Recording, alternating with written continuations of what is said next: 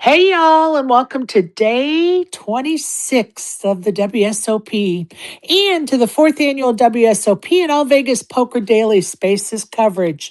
I'm Sherry Pluskota, aka Peaches, aka the White Oprah of the poker community, as David Beckauer named me or crowned me. I guess we should say crowned me, which makes it even funnier. Please be reminded that we will always try to give the most updated and accurate information possible, but we are human and the information is always fluid in the poker world. So please make sure to double check any information that we provide to ensure yourself the best experience possible. And please correct us when we're wrong. We want to be right. Thank you. Don't forget to subscribe to my YouTube channel at Sherry Pluskota 9212, where you can find the recordings of my past spaces and interviews. We are updated on my YouTube channel to day 24. So getting there, folks. We're getting there. Can't believe it's day 26 already. Many thanks to the folks at the Bellagio, Craig Larson and Sean McCormick, for agreeing to host our seventh official Spaces meetup game on June 26th at the Bellagio at 2 p.m. It is a cash game. There will be pizza provided by our hosts and lots of splash the pot items. Let me know if you plan on attending and if you want to join us for dinner afterwards so I can make sure we have enough RSVPs for that dinner. The Quill for Charity fundraiser is continuing until next Saturday. One more week, and there's going to be a lucky winner when I have a live drawing on a space from the WSOP next Saturday sometime. Why do I say sometime? Because I'm not sure how logistically it's going to work for me to get the finalized list from the poker gives folks and have enough time to assign the ticket numbers. And I want to post the spreadsheet that has everybody's name next to their ticket number so they'll know what their ticket number is when I do the drawing. So I want to make sure there's enough time between the time I post that list and the time I do the drawing so folks will be able to figure out their ticket number. So that's why I don't have an exact time because logistically, I don't know how long that's going to take. So here we are. Okay, so that is make a tax deductible donation to the Poker Gives charity, Feed the Homeless program via a designated link, and it's at the top of my Twitter feed. There is a QR code. And of course, it's been posted a bazillion times, but we'll get it posted again. Make a $10 donation and get one ticket, and make a $25 donation and get 5 tickets into that drawing for the one of a kind autographed poker t-shirt quilt. That's kind of getting exciting. I mean, it's almost by the time I raffle it off, it'll be about, I don't know, maybe 9 months or so, or 8 months since the very first time I spoke about it in a space and I was thinking about doing it. So full circle almost. It's coming, it's coming. So anyway, here we are. Happy Saturday, everyone, and welcome, Joey. How are you, pal? I'm good. It's been a busy morning with coaching. Ladies' week started here. Yes, sir. The ladies are in town, and some of them are Joey's angels. Yep. And all the competition's out. International competition. Don't think you're going to come to Vegas and it's like your home casino. It's tough. Right on. Right on. Tough competition when the ladies are around for sure. Ian, I want to welcome Papa Poker. Jay Patton joins us. It's Papa Poker Saturdays, as we call it around here in my space. And um, Papa Poker was once a sports announcer for the hockey games at Princeton and is currently creating poker content, which we have enjoyed on his YouTube channel. If you haven't checked out his journey to cash 10 tournaments in 10 different states and his poker cannonball run from New York to LA. You need to check it out on his YouTube channel. Welcome, Papa Poker. How are you? I'm doing all right. I'm here in Vegas for the World Yay. Series, which is fantastic. And it's great to be here. What are you playing? What's your next feat? Well, I was really hoping to play the Salute to the Warriors. I was hoping to play the Salute to the Warriors on Sunday, Okay. but now I've got plans on Monday, so I can't do the day 2. So I may do a daily deep stack or some sort of satellite. So that's what we got on tap. I'll tell you what, those daily deep stacks are running deep in entries, and I was trying to get to um, a moment in time, which right now is a crunch for me. That I kind of wanted to go back maybe about 10 days and see all of the numbers for the deep stacks for the last 10 days and do a little segment on that here in the upcoming days because I think those deep stacks are really getting some big numbers and I love it because they're cheap, right? They're the right price point. Have you played one before? Oh, heck yeah. One of my Okay, favorite yeah. tournaments. Yeah, for sure. Yeah, I just love, whenever you can be at the World Series, that World Series vibe, all the tables around.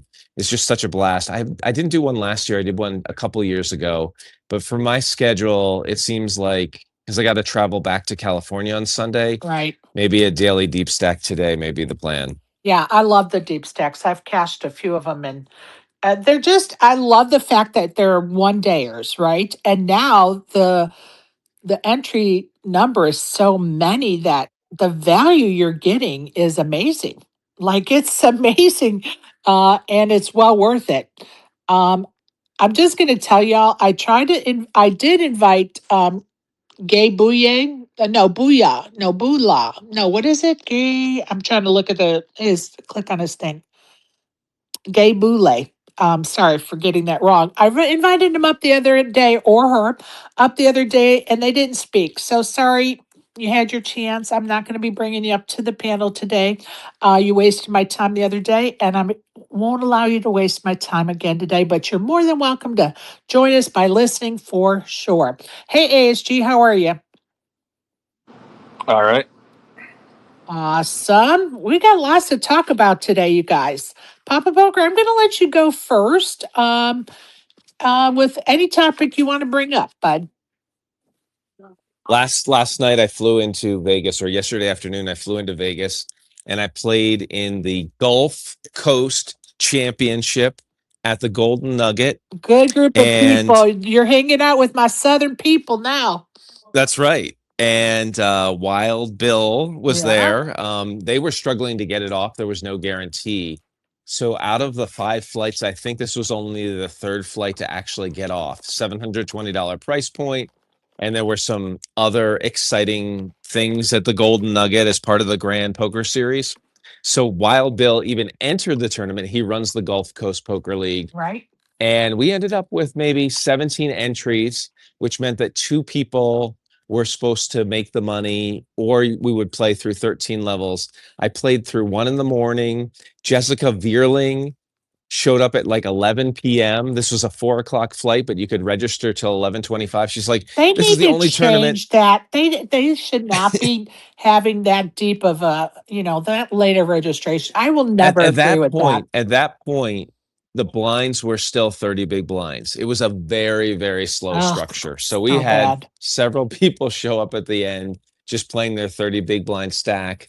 And it turned out we were in level 12 and I got knocked out when we were playing through level 13. And I Oh, had the best hands when I got knocked out, kings versus 2 ace queens.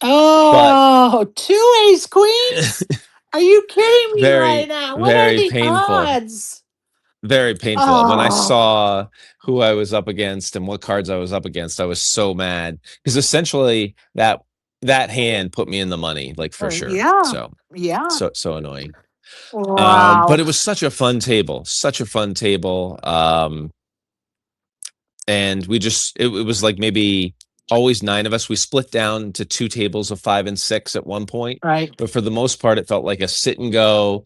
And the day 2 starts here at 12:15 today, so I'll be missing the day 2 because I got knocked out in the last level. Okay. But it was just you're right.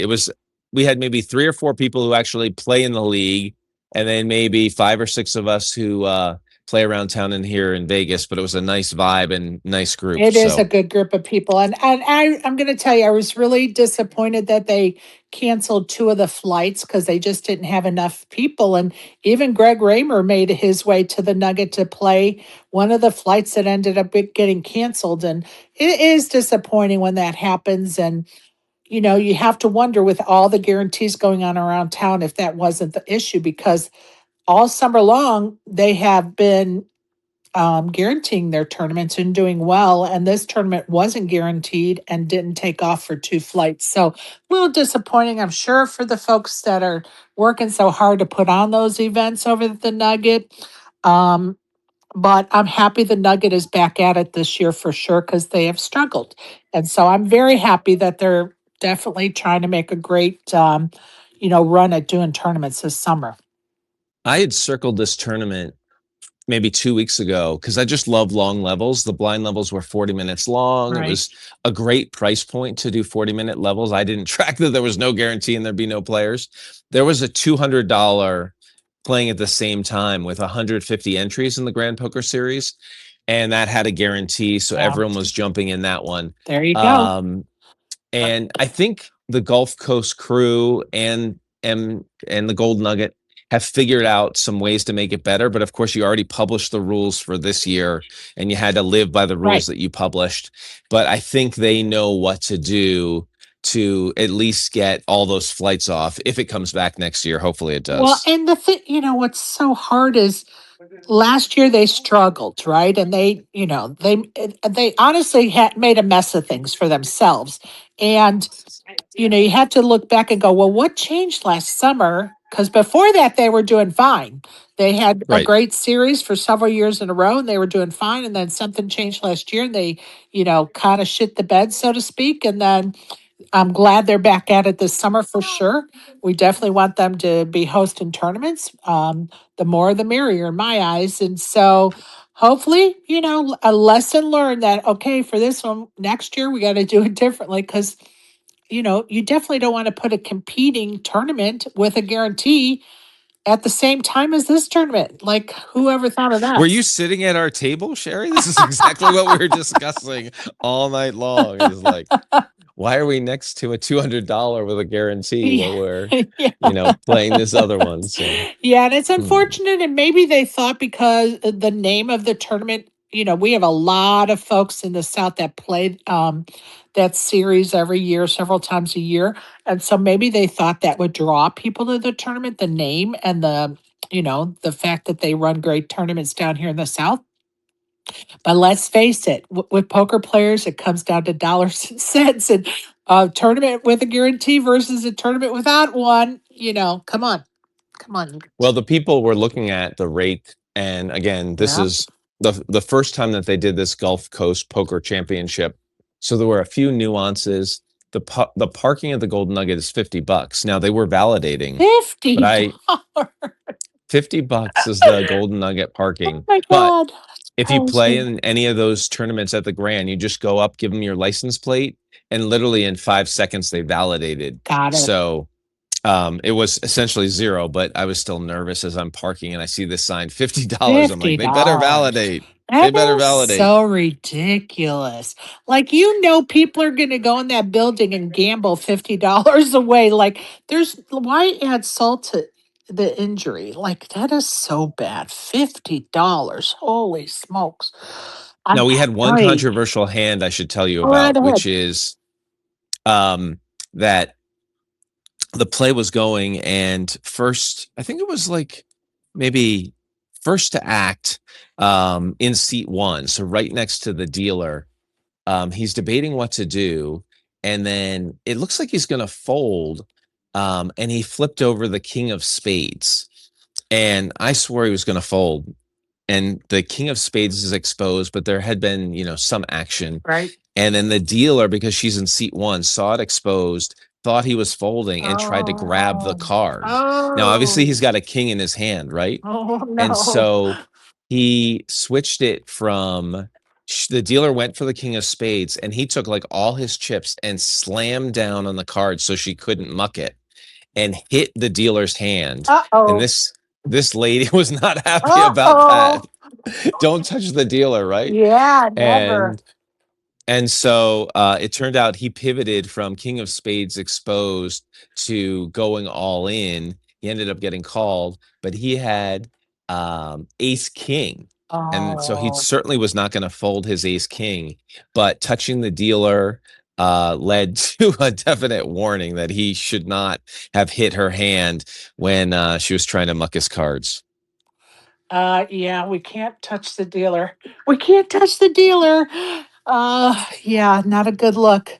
All right, we're going to take a moment, a break from speaking with you, Papa, so we can give Joey a chance to give us his lesson for the day. What are you going to teach us about today, my friend Joey Gargiulo? The fold is often the flex. It's all yours, buddy. All right, thank you. Um, we live in a world where we see televised poker, and it's the poker culture loves courage theater. They love the hero calls. They love the big bluffs. They love the monster gambles. It gets a lot of hits on our live streams. It gets a lot of attention, but folding rarely does. Even though some of the strongest, cleanest, most profitable decisions in this game are the folds that nobody claps for. I mean, there are exceptions. We see people like Adrian Mateos do some incredible hero folds where even the announcers are shocked. Like, how did he get away from that? But it comes down to the fact that anyone can call and hope, but not everyone can let go with clarity. Folding becomes difficult when ego enters the hand. It's so hard to fold, isn't it? A player does not want to be bluffed. They don't want to look weak. They don't want the opponent to think that they can be pushed around.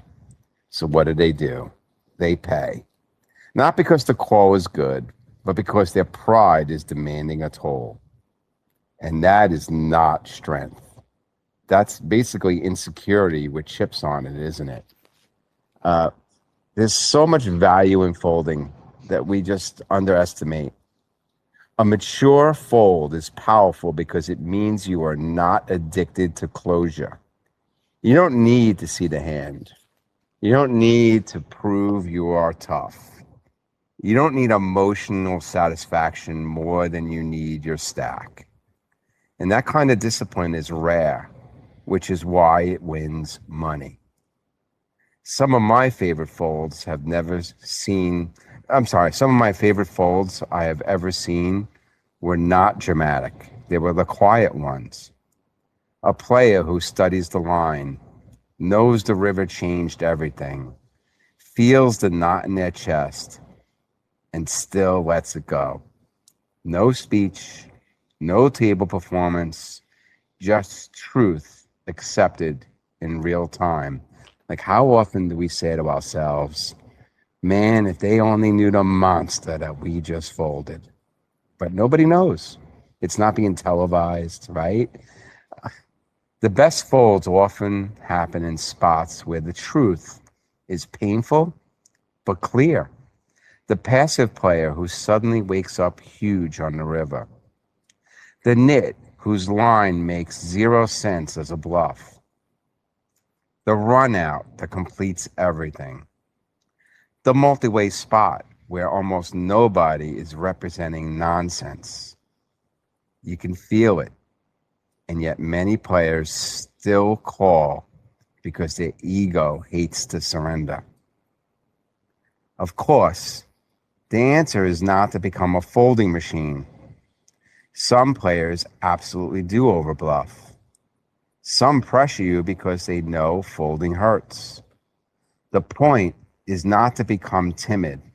The point is to stop treating folding like failure. Those chips you save are invisible victories. They remain available for better spots. They protect your tournament life. They preserve your emotional balance. They keep one bad call from infecting the rest of the session. Great folds rarely get celebrated, but they quietly build stronger players. Sometimes the real flex is not proving you can call. It is proving you are mature enough not to need to do it. It's that's maturity in poker. When we know that we're beat, or we just know there's a high percentage that this is not a bluff, and we let go of those monsters. And it's painful, right? It's super painful. Ego takes over the human part of us. Ego takes over the moment when the hand starts and we look at a monster hand. When we look at a pair of pocket kings, when we look at pocket aces, we look at pocket queens. Ego immediately makes up our minds that we're going to win a massive pot. This is it. This is the hand. This is the one we've been waiting for. Because what have we been doing, right? We've been folding everything, folding and folding, waiting for the monster. We finally get it. So we get so blinded by the brightness of that monster hand pre-flop that it's a struggle now, right to the river, to wake up and be aware and look for all of the reasons why it may not be a monster anymore. And that's where the heroes are. Not the hero calls, the hero folds. And that is our lesson for today. And tomorrow, we will be talking about Love that lesson. results can lie. Oh, they can. Results can definitely lie in this arena.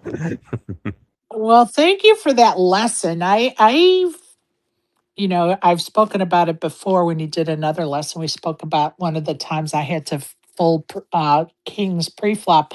And so it's hard. Like it's hard to make the decision sometimes to fold cards that aren't even as good as a pair of pocket kings because you've been, card dead and now you have a halfway decent, hand of cards. But guess what? If you fold them, you may sneak into the money by folding them, right? So Right. there's lots of reasons to fold. Yeah, like I tell my students, I'm like, well, are you in this because of one tournament, or are you in this for the marathon?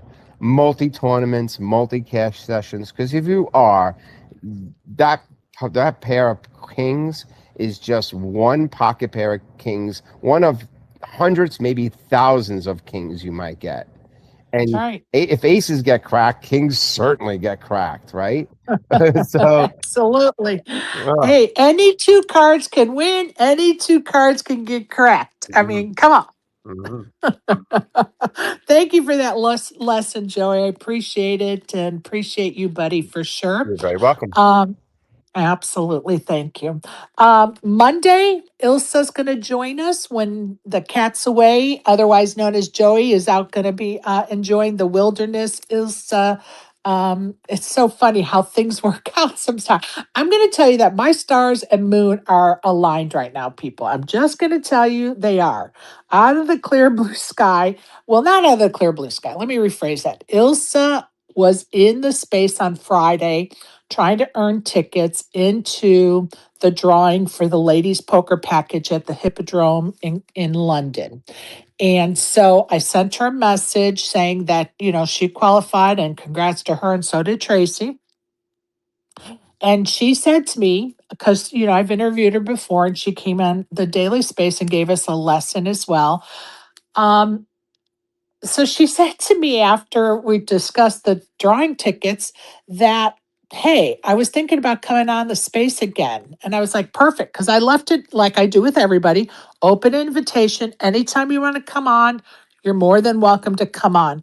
And so I was like, oh, just so happens Joey's going to be off on Monday. You want to come on Monday? And she's like, yes. I was like, okay. Like things just work out sometimes that way.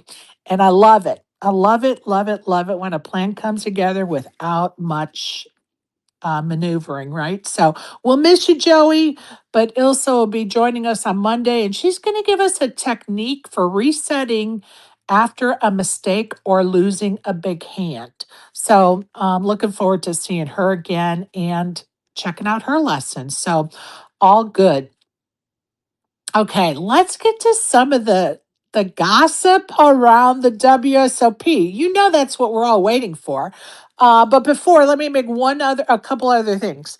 First, you can now get food delivered via Caesar Eats app, and I retweeted the WSOP's tweet about it and Jeff Platt's tweet about it. There's a QR code. Use that to order, and you can either pick it up or they'll deliver it right to your table. So, yay, major progress. I don't know what the food choices are, but major progress, excuse me, as far as food at the WSOP, and hopefully a replacement for Dave's table delivery. I love it. I'm so excited about this. It'll make life so much more easy when you're at the poker table, because we all know it's hard to get, good food options there and in a timely manner. So I love it. Also, there was one other thing I wanted to talk about. Oh, congratulations to Alan Kessler for cashing in the 10K horse event for 21,000. And I was definitely on Team Kessler via small staking, so he doubled my money. I made a $10 staking and got $21.22 back.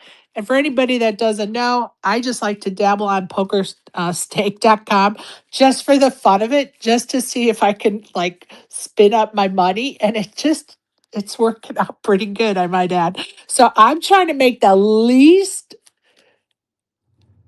investment, $5 investment, a $7 investment, a $10 investment to see if I can spin it up. And so far, there have been a couple of times, like one time, I know it was less than, I think it was maybe a $12 investment, and it was spun up to $800. And then there was one, I can't even remember what it was. It may have been a $10 investment that spun up to a couple hundred. So yeah, I just do it for the fun of it. I just get a kick out of seeing if I could pick some winners, honestly. Also, if you're interested in staking me for my trip to Vegas, I only have 20% left in my staking package. Just hit me up and I can send you that information if you're interested. Okay, ASG, I know you've got something to talk about this morning. Which gossipy subject you want to talk about, ASG? I'm not even sure what we're talking about. How about Deep? Oh, Sean Deeb. Oh, Yeah. I mean, how many times can I say, oh, a guy who's running for Player of the Year makes the final table and they don't show any stream coverage of it? Well, that might not have been exactly what I was thinking of, but I get your point as well. Yeah, the stream, it's improving, but yet we're still a little frustrated with it. I've been too busy the last two nights to dedicate any time to that. So I'm just going to take your word for it. But what did you think of his second place finish and how he left the table? That he's really kind of getting ripped under the video of that second place finish. What do you think? So yeah, he finished and just walked off. I can't speak for the veracity, but I believe Maureen when he says that he never really shakes people's hand when he loses. That's just like not something he does.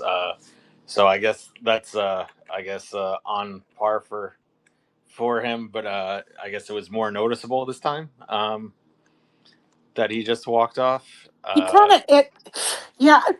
I never see. To me, it kind of seemed like he stormed off, and I'm going to tell you, I don't blame anybody that just lost. His second is this his second or third second place finish at this year's WSOP, and it's emotional. The guy's working hard, right? And he has spent the last 6 months working on Player of the Year points around the world. And so, we can't judge, or at least I won't judge him on his reaction, other than it seemed a little bit different, like more of a storming off than he just normally just kind of meanders off. That's true, but I have seen a couple of people tweet. I wasn't there, obviously. I'm Right. over on the East Coast, but I heard some people saying he had kind of an anti-rail people anti-sweating him on the rail, so he might have been Oh. But as I said, I wasn't there, so I can't comment on any of that. Well, But and you know what? That's so disappointing. Like you, like, why do people have to be so mean? Honestly, why do people have to be so mean? Like, if you don't like the guy, that's fine, but why go anti-rail him and actually maybe even, um, your presence there is changing his mindset for something he's accomplished. Like, why? What does that do for you as a person? Like, is your life so meaningless that you have to do that to someone else? That is horrible. yeah, That's and it seemed like the winner didn't take offense, so good.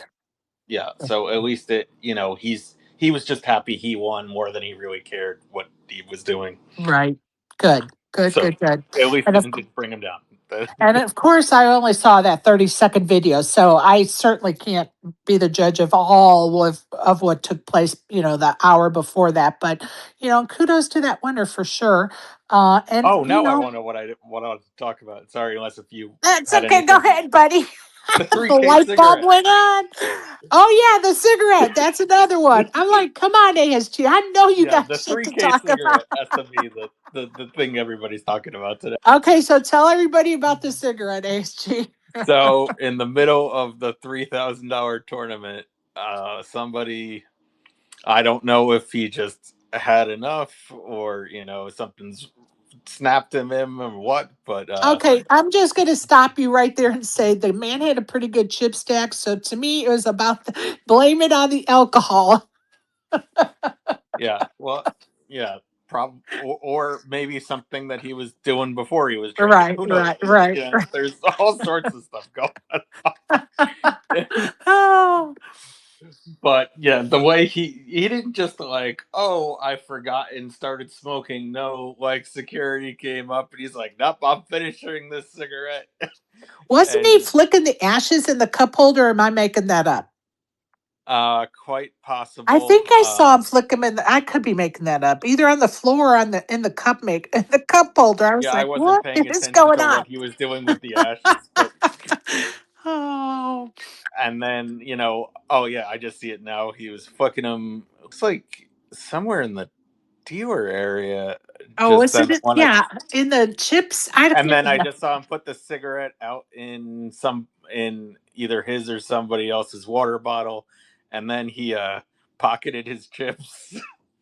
And what I was surprised about was security was patting him down. I'm going to tell you what, if I'm ever in a place and somebody says I'm going to pat you down, I'll be like, are you a police officer? If not, you're not touching me. You call the Las Vegas Police Department and they can pat me down, but you are not patting me down. Like, what? I was surprised security was patting him down. Like, what on earth is going on here? Well, that might have been because he pocketed his chips. I couldn't. Yeah, but I don't know what that's phase during that. Yeah. yeah, but you better be a law officer. Like if you're patting me down, like you have no right to pat me down. Only a law officer does. So, but that's my thought on that. But yeah, he put chips in his pocket. He was smoking like he was at a party. Oh, Lord help us. Well, at least he didn't pull his pants down, ASG. Yeah. That's something, I guess. Nobody has said his name. Like nobody knows. So I'm sure by the end of today, his name will probably start circulating as well. And I wonder if he's woken up yet to that bad nightmare that he's put himself into. Oh Lord. Yeah, because I saw the Shulman tweet first, and then saw the video footage like much later. Yeah. Well, I saw the video first, and then I saw the show me thing about an hour after, uh, which is hilarious, honestly. Joe, you have any comments on that, Joe? Uh oh, Joey's running across the room to his phone. Yeah, I'll jump in. Oh, sorry. Yeah, like a boss. Like I felt like the guy was just like smoking like he owned the room, like he had the 9 high or something like that. It was just too funny. It Uh was.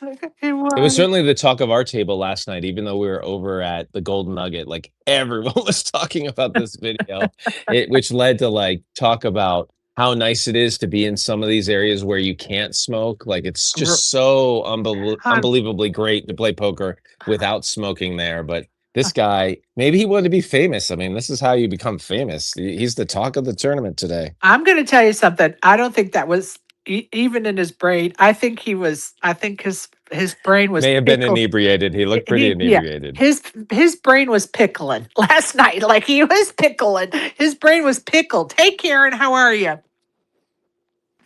Hey, good afternoon. How you doing, hon?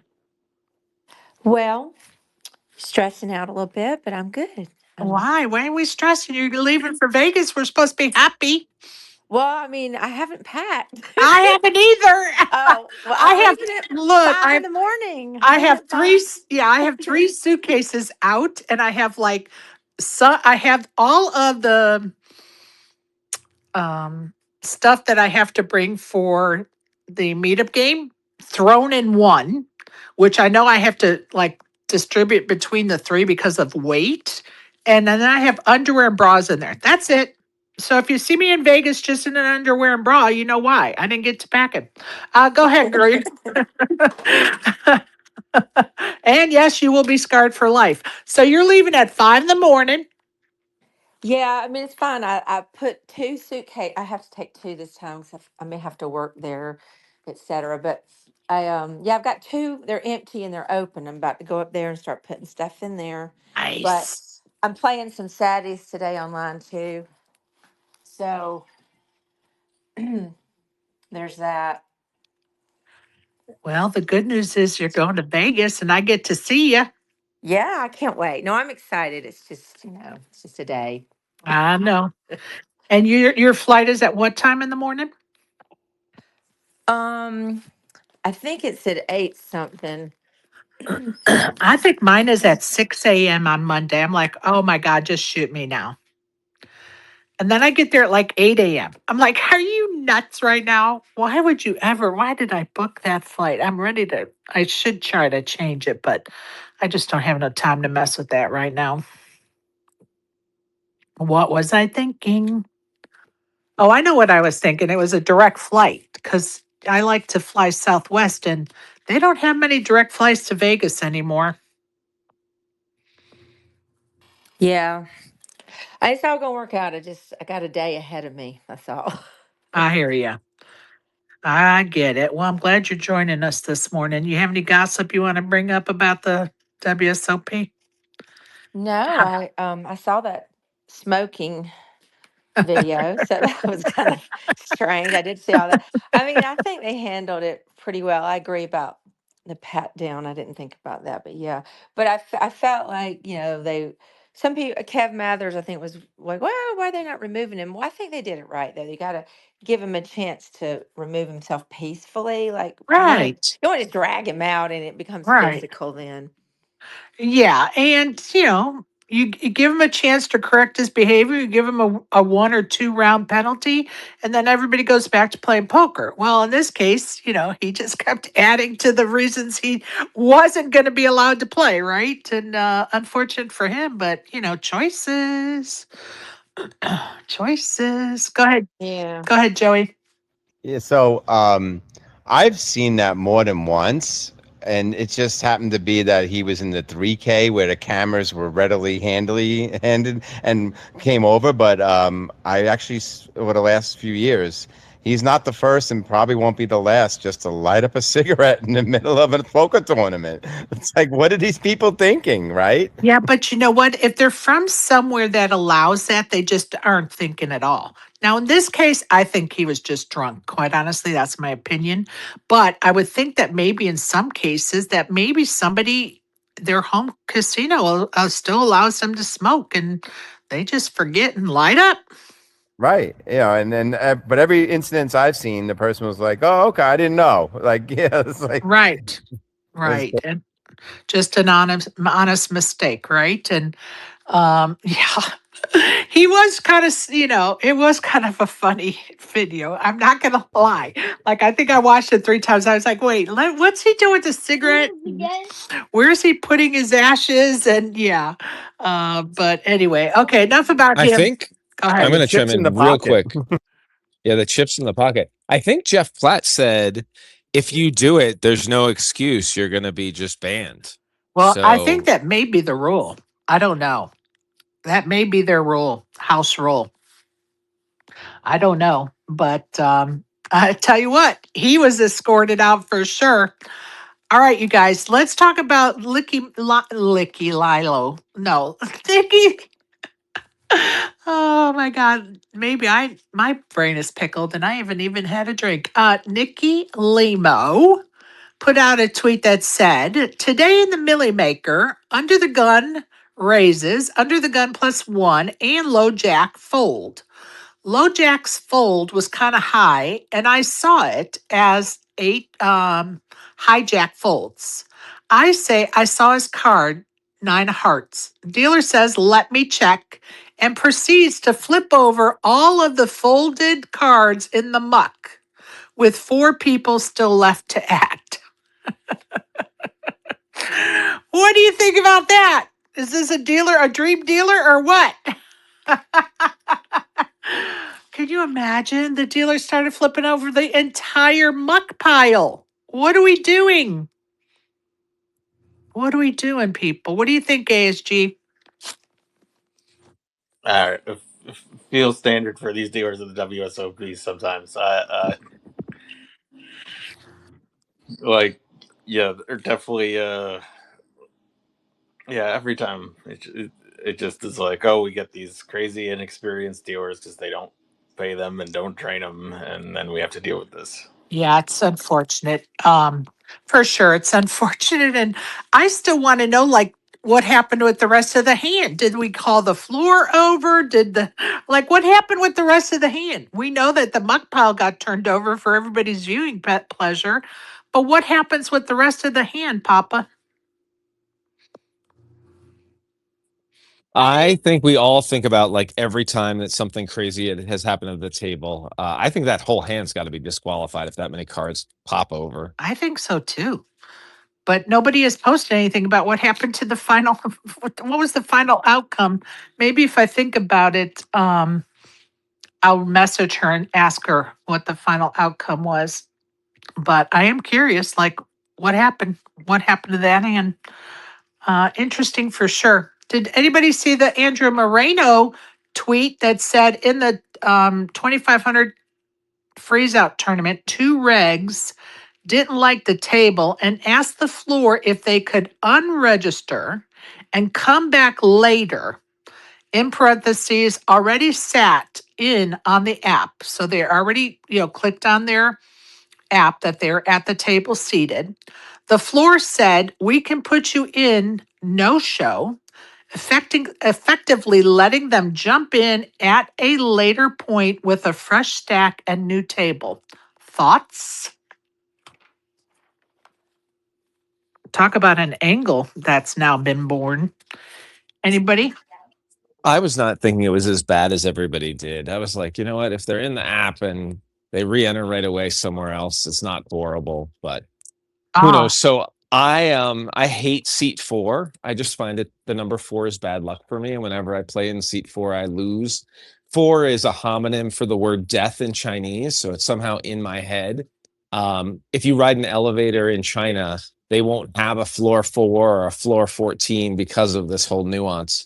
So I always try and avoid seat 4. And then last night in the Gulf Coast Poker Championship, I was assigned seat 4, and I was freaking out. And I was thinking about this tweet from earlier in the day. I was like, can I unregister now and register back in so I don't get seat 4? And Yeah, I took a minute and I was yeah, that's not something we're going to promote here. I would get flamed if I did that, right? So I took a minute and I was like, okay, think about mom in heaven. She would say, just suck it up, just like a road team, and go play at seat 4. So I took a minute. I got to the table, and someone was already sitting in seat 4. And it turned out, even though it was assigned seat 4, it was sort of just assigning me to the table, and I had to pull a seat card. So I See ended up in there. seat 5. Now, seat 4 did get knocked out way earlier than me, but I didn't think it was as big a deal. I did see the tweet and I thought through it, but that's how it relates to me. Well, and I'm just going to say that is just an angle shoot, right? Oh, I didn't sitting here. I don't like my seat 4 because of some Chinese hex that's on the number 4. So I'm just going to get up and leave now and go somewhere else and sit down. Or, oh, I'm sitting in this seat and here I have Sean Deeb to my left. Oh, I don't like this table anymore because Sean Deeb's to my left. Let me go to another table. Like, this is not something we want happening, folks. Go ahead, Karen. Oh, I was just curious because I had not heard about this. Not that it matters too much, but I am curious. Like, why did they say that they didn't like their table, or did they They say? didn't say. Oh, they didn't say. Okay, They didn't say. but there were two of them at once Yeah, from the same yeah. table. Were they friends? That's weird. That They two from the they same had to have table. been friends. They had to have been Yeah. friends. And it's just not So, like, if you're one of the Foxons and you both get assigned to the same table, would you let them unregister so that nope, you didn't have to be at the table with nope, your spouse? nope. Because, and I go through this with my kids and my friends when we go play poker, we make sure that we don't register in line in like next to each other in line. Like, we let one of us go register, then we wait for 10 or 15 people to go, and then the other one goes and registers. Like, we do things to make sure that doesn't happen. And then if it does, oh well.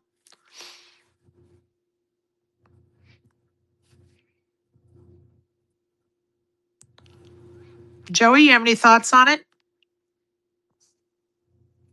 I do actually. So, as a visually impaired poker player, and maybe some people don't notice, so I'll just say it. Oh, hold on. Sorry. Of course, when I'm talking, a spam call comes through, right? um, oh, Story of my life. it must be true. So, as a visually impaired poker player, we have, as all visually impaired poker players, we do have the right, if we draw like a 2 or a 3 or a 7 seat, to, before we take our seat, to walk up to the floor and request a middle seat, and they will accommodate us. Now, my problem is that I have witnessed people who are not visually impaired do this just because they didn't like their table draw, and that's not right.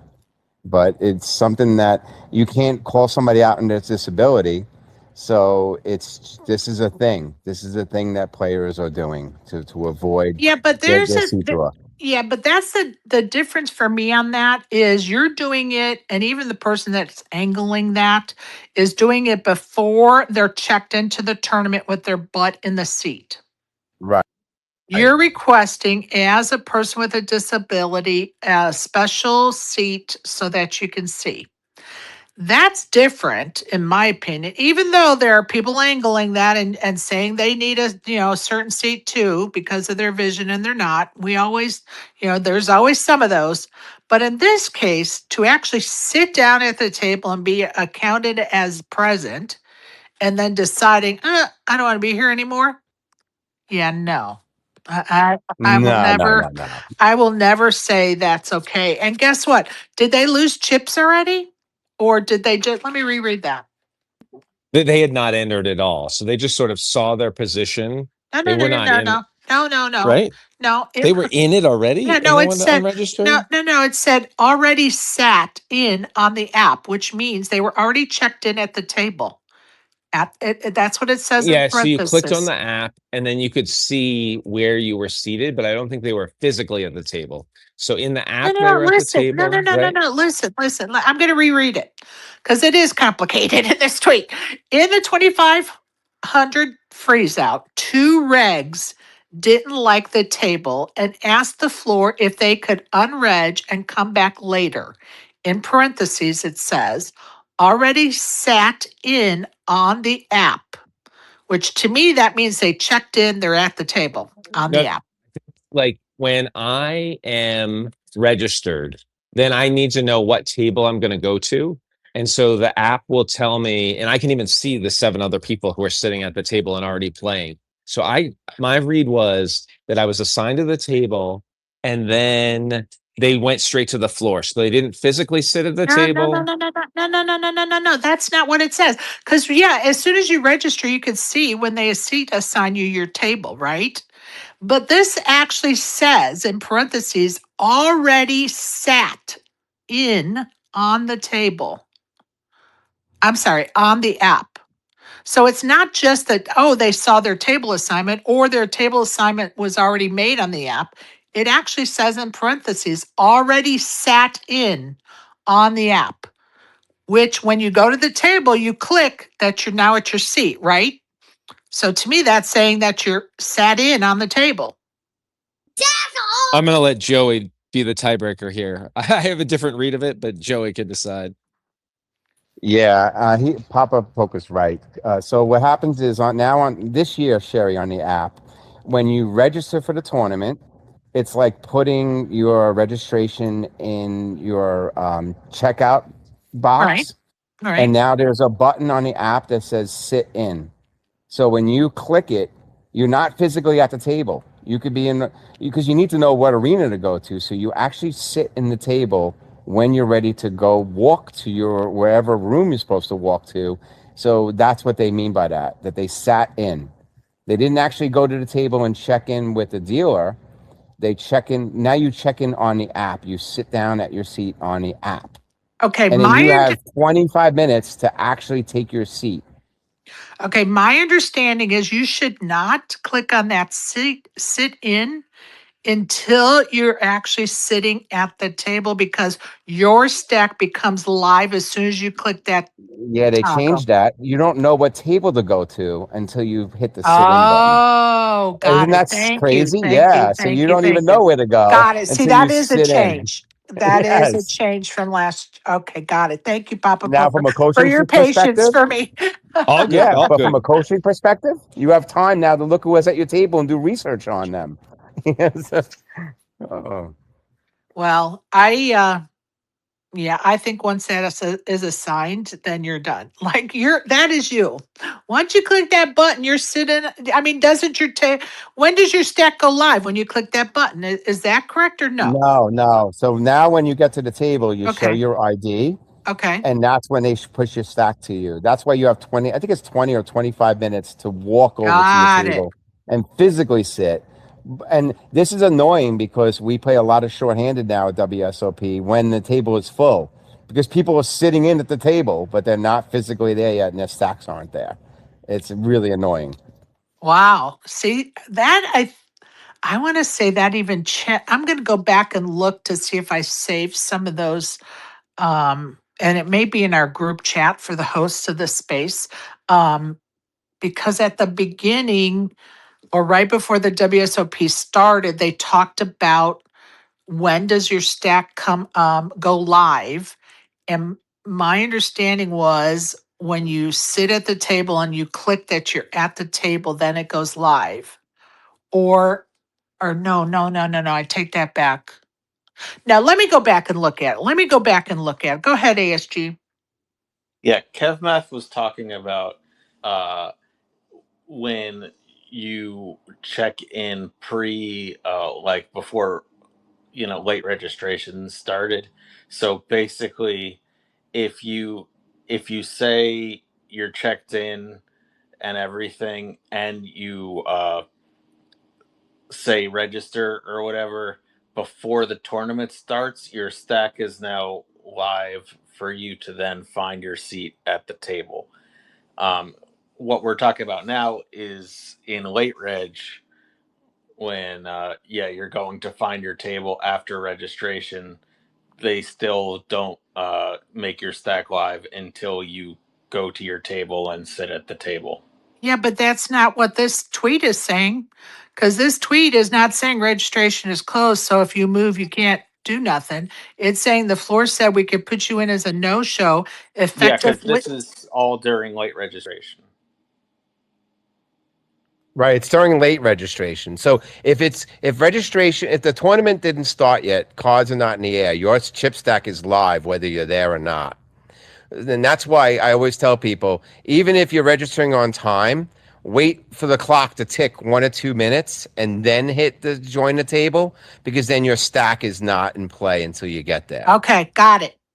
Got it. I don't know why. I think it is just confusing, those conversations with stuff I've read in tweets and Kevin's conversation, because last year there was some confusion about that as well. And we hit the ground running trying to straighten that out for everybody. So thank you for the clarification, everybody. I appreciate it. So for this, it's supposed to be that I think once a tournament, you're allowed to do this where you unreg, but then you aren't allowed to go back in and play again. But this person, apparently the 4 allowed them to act like they never sat in so they could go and register again. Ay, ay, ay, you guys.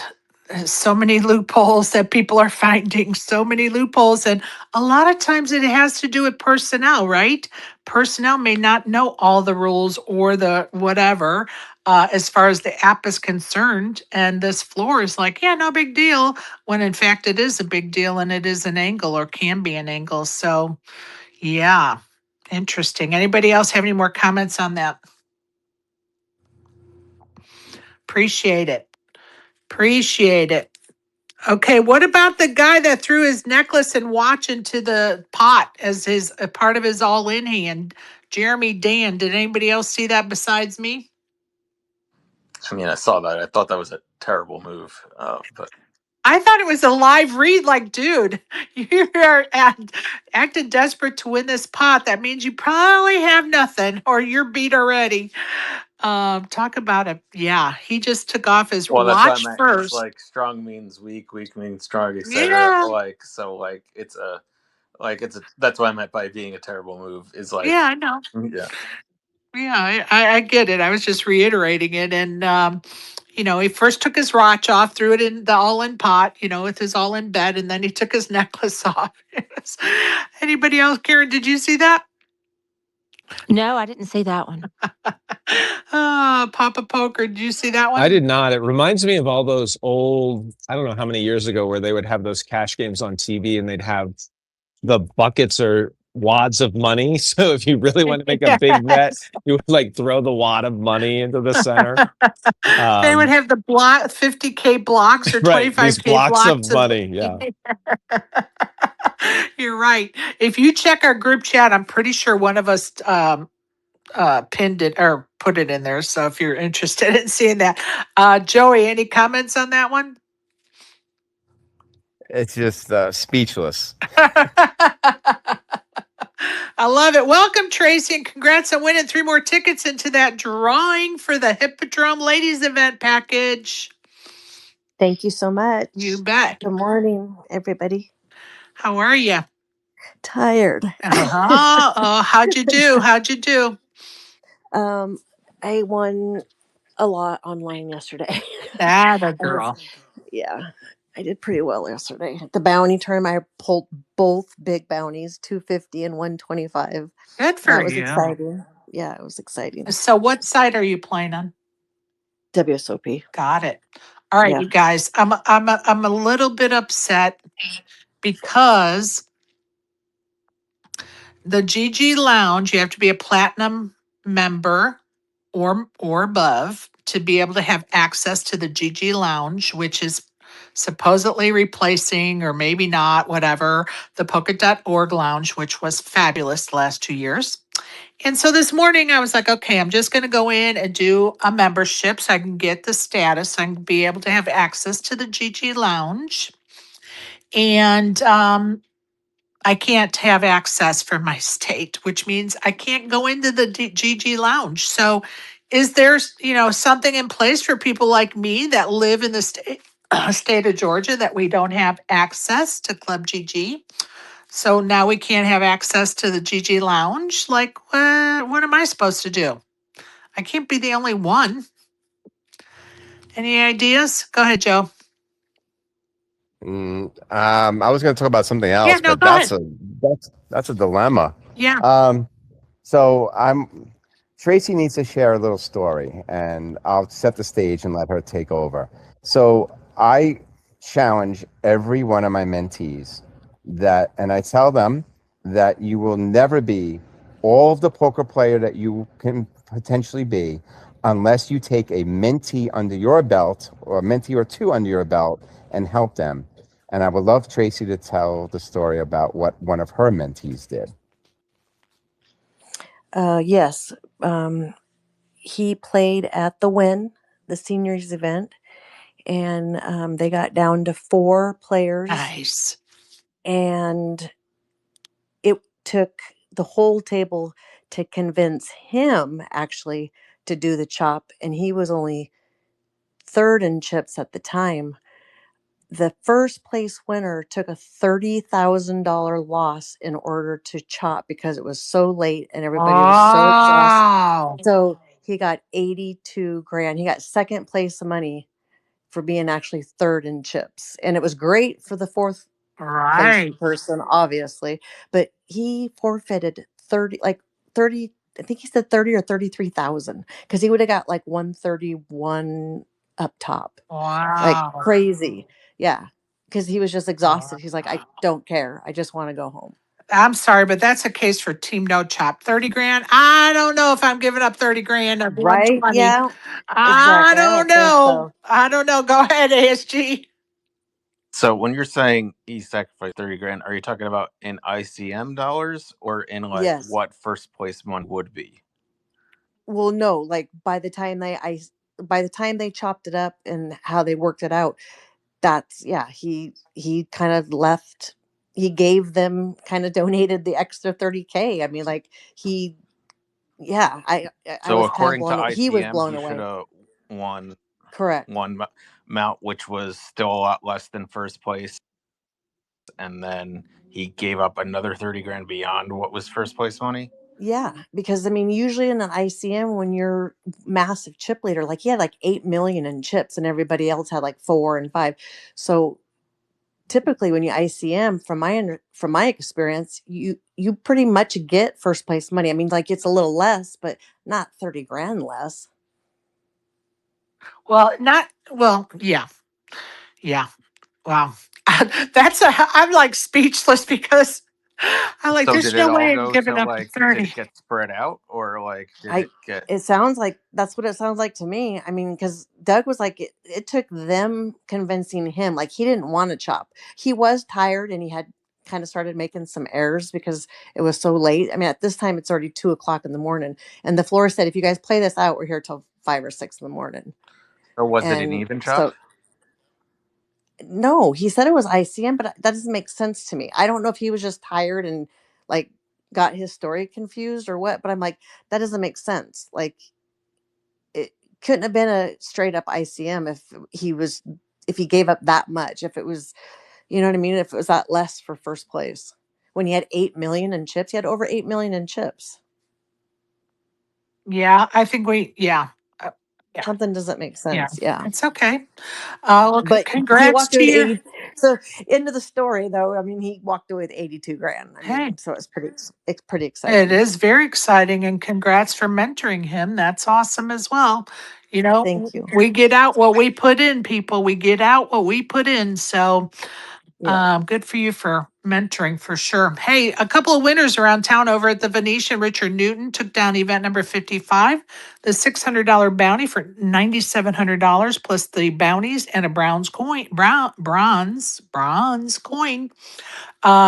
Tomas I think it's Brzezinski from Malta took down number 56 at the Venetian, $1,100 no limit tournament for 51K. And over at the Aria, Morgan Asto, I think it's Asto, took down the $300 nightly for $7,400. So congrats to those winners around town. Love it. Did you guys read about Lucky Chewy's?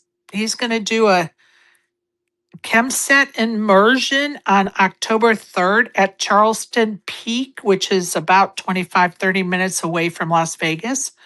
It's going to be a $90 fee for that. It's going to be him and his wife. Check out his Twitter feed for more information. I know a lot of folks are interested in what he's doing. So, and I really appreciate Lucky Chewy for sure. Go ahead, Joe. Colette and I did attend that one. He had his first one in May, and we were there, and it was just absolutely amazing. People flew in from all around the world to attend it, and I highly recommend it. Tell us what you guys did. Okay, so just a little background. Um, his wife is a traditional Chinese healer. So, can you imagine having a traditional Chinese healer with an intuitive poker player slash coach running a session? If you're not familiar with Chemset, you should, and if you have a Apple device, you could download his Chemset app, and you can play around with the app. And what the app is it trains us to tap into the subconscious mind and into all of the things that we don't understand. Forget it. Take everything you know about GTO, yada, yada, yada, throw it out the window. This is about anticipating what cards are coming, what cards are coming next. And he actually developed an app to train us to anticipate what cards are coming.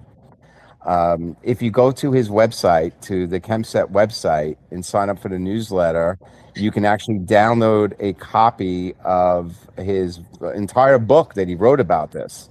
And so what we did is that we did a lot of exercises on breathing, on clearing the mind, on just getting into. He's very big on heart coherence and getting into a flow state where we see things and anticipate things and we interpret. Like, I feel nervous. What does that mean? I feel the cards. I looked at these two eights and they lit up to me like bright. What does that mean? And I'm not going to give it all away, but this is just the kind of stuff that's so deep that, and it does help. It does work. It ties right into everything that he's ever taught me. So it's cool. Very cool. Well, thank you for And that. by the way, Colette was we had some competition at the end, and Colette won it all. She really, because she was a clean slate and newbie poker player, so she just only knew what she was taught, and she just hung on every word, and it worked. She was the perfect prototype. Awesome. Very cool. Papa Poker, you have anything else you want to bring up today? I think I'm good. Everybody do well at the felt. I know that's right. Let's take a look at what's going on at the WSOP and some other places around town, shall we? Over at South Point at 10:10 a.m. is a no limit tournament, $120 buy-in, 15K guarantee. At 1400 hours is their 08 tournament, $200 buy-in, 15K guarantee. At 1810 is their bounty tournament, $50 bounties, $200 buy-in, 20K guarantee. And at 2210 hours is their crazy pineapple tournament, $120 buy-in, 4K guarantee. Over at the Aria today at 11 is their $800 buy-in, no limit tournament, $200,000 guarantee. And at 1900 hours is their no limit tournament, $300 buy-in and 25K guarantee. Over at the MGM, ladies, get there. I wish I was there today. I would be playing this $250 ladies event at 11 o'clock at the MGM, 20K guarantee. And at 1800 hours at MGM is a $500 mystery bounty day 1A, 250K guarantee. Over at the Orleans at 11 is a no limit tournament, $400 buy-in, 40K guarantee. 12 o'clock is the Tourist tournament. That's TTT is in Tourist tournament, $400 buy-in, 30K guarantee. Also at the Orleans today at 1600 hours is their triple draw, $240 buy-in, 10K guarantee. And at 1800 hours at the Orleans is their no limit tournament, $200 buy-in, 15K guarantee. And we'll get around to some more of those shortly. Hold on, let me get Isaac up here. Over at the WSOP today at 10 a.m., event number 50, day 1D, the $1,500 millionaire maker. 11 o'clock is also that millionaire maker, but flight D2 or day 2C. Joe Brogan of the UK has 605 thousand in chips, so he's our chip leader. And Dean, I think it's Ruin, is our second place in chip stack sizes, and he has 407,000. Still in it to win it, Katie Lindsay in 24th position with 275K. The medalist and Major Payne are still in it to win it as well. At 2 p.m., event number 57, day 1A, $1,000 pot limit Omaha tournament will begin. At 1 p.m. is the final day of event number 56, the $3,000 six-handed tournament. 3 million in the prize pool, 1,150 entries, 53 remain, 492,000 at the top for the winner. Brandon Shields is in first place with 14.7 million, and he's from the UK. Nassim Salem from the US has 2 million in second place. Still in it to win it, Vitch, Michael Mizraki, Schulman, Jaka, still all in it to win it. At 1 p.m., event number 55, day 2, the 50K high roller pot limit Omaha tournament. 3.8 million in the prize pool, 82 runners, 31 remain. Sean Winters from the US, Jason Kuhn and Yaki, and of course, those two are on our Spacers team, so we want them to do well, are all still in it to win it, and they didn't really have a list by chip stack, so we're just going to announce those three for right now. At 2 p.m., event number 58, day 1 of the $1,500 deuce to 7 low ball triple draw six-handed tournament. At 11 a.m., event number 46 is the 1K seniors event, and they had a winner yesterday. I don't know if the app is wrong or if they ended up finishing and they didn't mean to yesterday, because I thought the final day was today, but they actually finished it yesterday. There was 6.6 million in the prize pool. The winner was Horman Mohammadi, and he took home, I'm sorry, Homan. He took home 660,000, and Larry Quang took home 450,000 for that seniors event. 12 p.m., event number 53, final day of the $1,500 five card PLO tournament. 1.7 million, 1,319 runners, 7 remain, 271,000 wait for the winner, and Camille Mohammed is in first place with 11.8 million. Eric Mossinger is in second with 5.8 million. One double up away. 1 p.m. event number 54 sees day 3, 10K horse tournament, 1.7 million in the prize pool, 189 runners, 11 remain, 413,000 for the winner. And these are not listed in any particular order, so they just have everybody having so many big blinds. So some of the folks still in it to win it: Ariel Mantle of Israel, Josh Aria, Robert Mizraki, Chris Brewer, one of our horses, Brian Yoon, and recent bracelet winner of the 10K Raz, Calvin Anderson, still all in it to win it. Some winners from the WSOP yesterday: event number 47, the 25K high roller, had 10.5 million in the prize pool, and Ellis Pearson, no, let me just spell it. Paersssinen took home 2.1 million. And Levon, and I'm going to spell his last name, Khachatryan,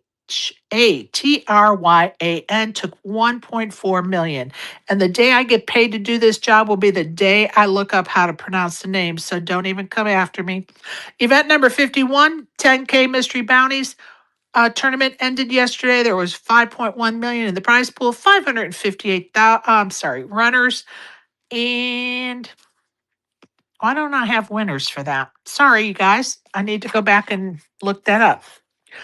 Event number 52, which was the 3K9 game mix tournament, 1.2 million, 472 runners, and Joseph Colden took it down for 254,000. Sean Deeb came in second. I know he was disappointed for 166,000. So that's what took place and is taking place at the WSOP today and yesterday. What's up, Isaac? The funniest thing is, you're delirious when you look at your own PFP and you're like, fucking Reapers in the space. And I'm like, Oh my God. Yeah, yeah, that's a healthy good morning. You know what I mean? Oh my By the God. way, on the 10K, I was actually watching that until I fell unconscious by the wayside. I think his name was Anton. I think that was his last. That was his name was Anton. It was him against the French guy, and the French guy just ran into it, yo. Wait, It what was tournament? amazing. Say that again. Which tournament? The 10K mystery bounty. You just said that you Oh, didn't have the name I'm for that just one. looking it up. I'm just looking it up. I am. Yeah, yeah. The other guy, I was watching that one.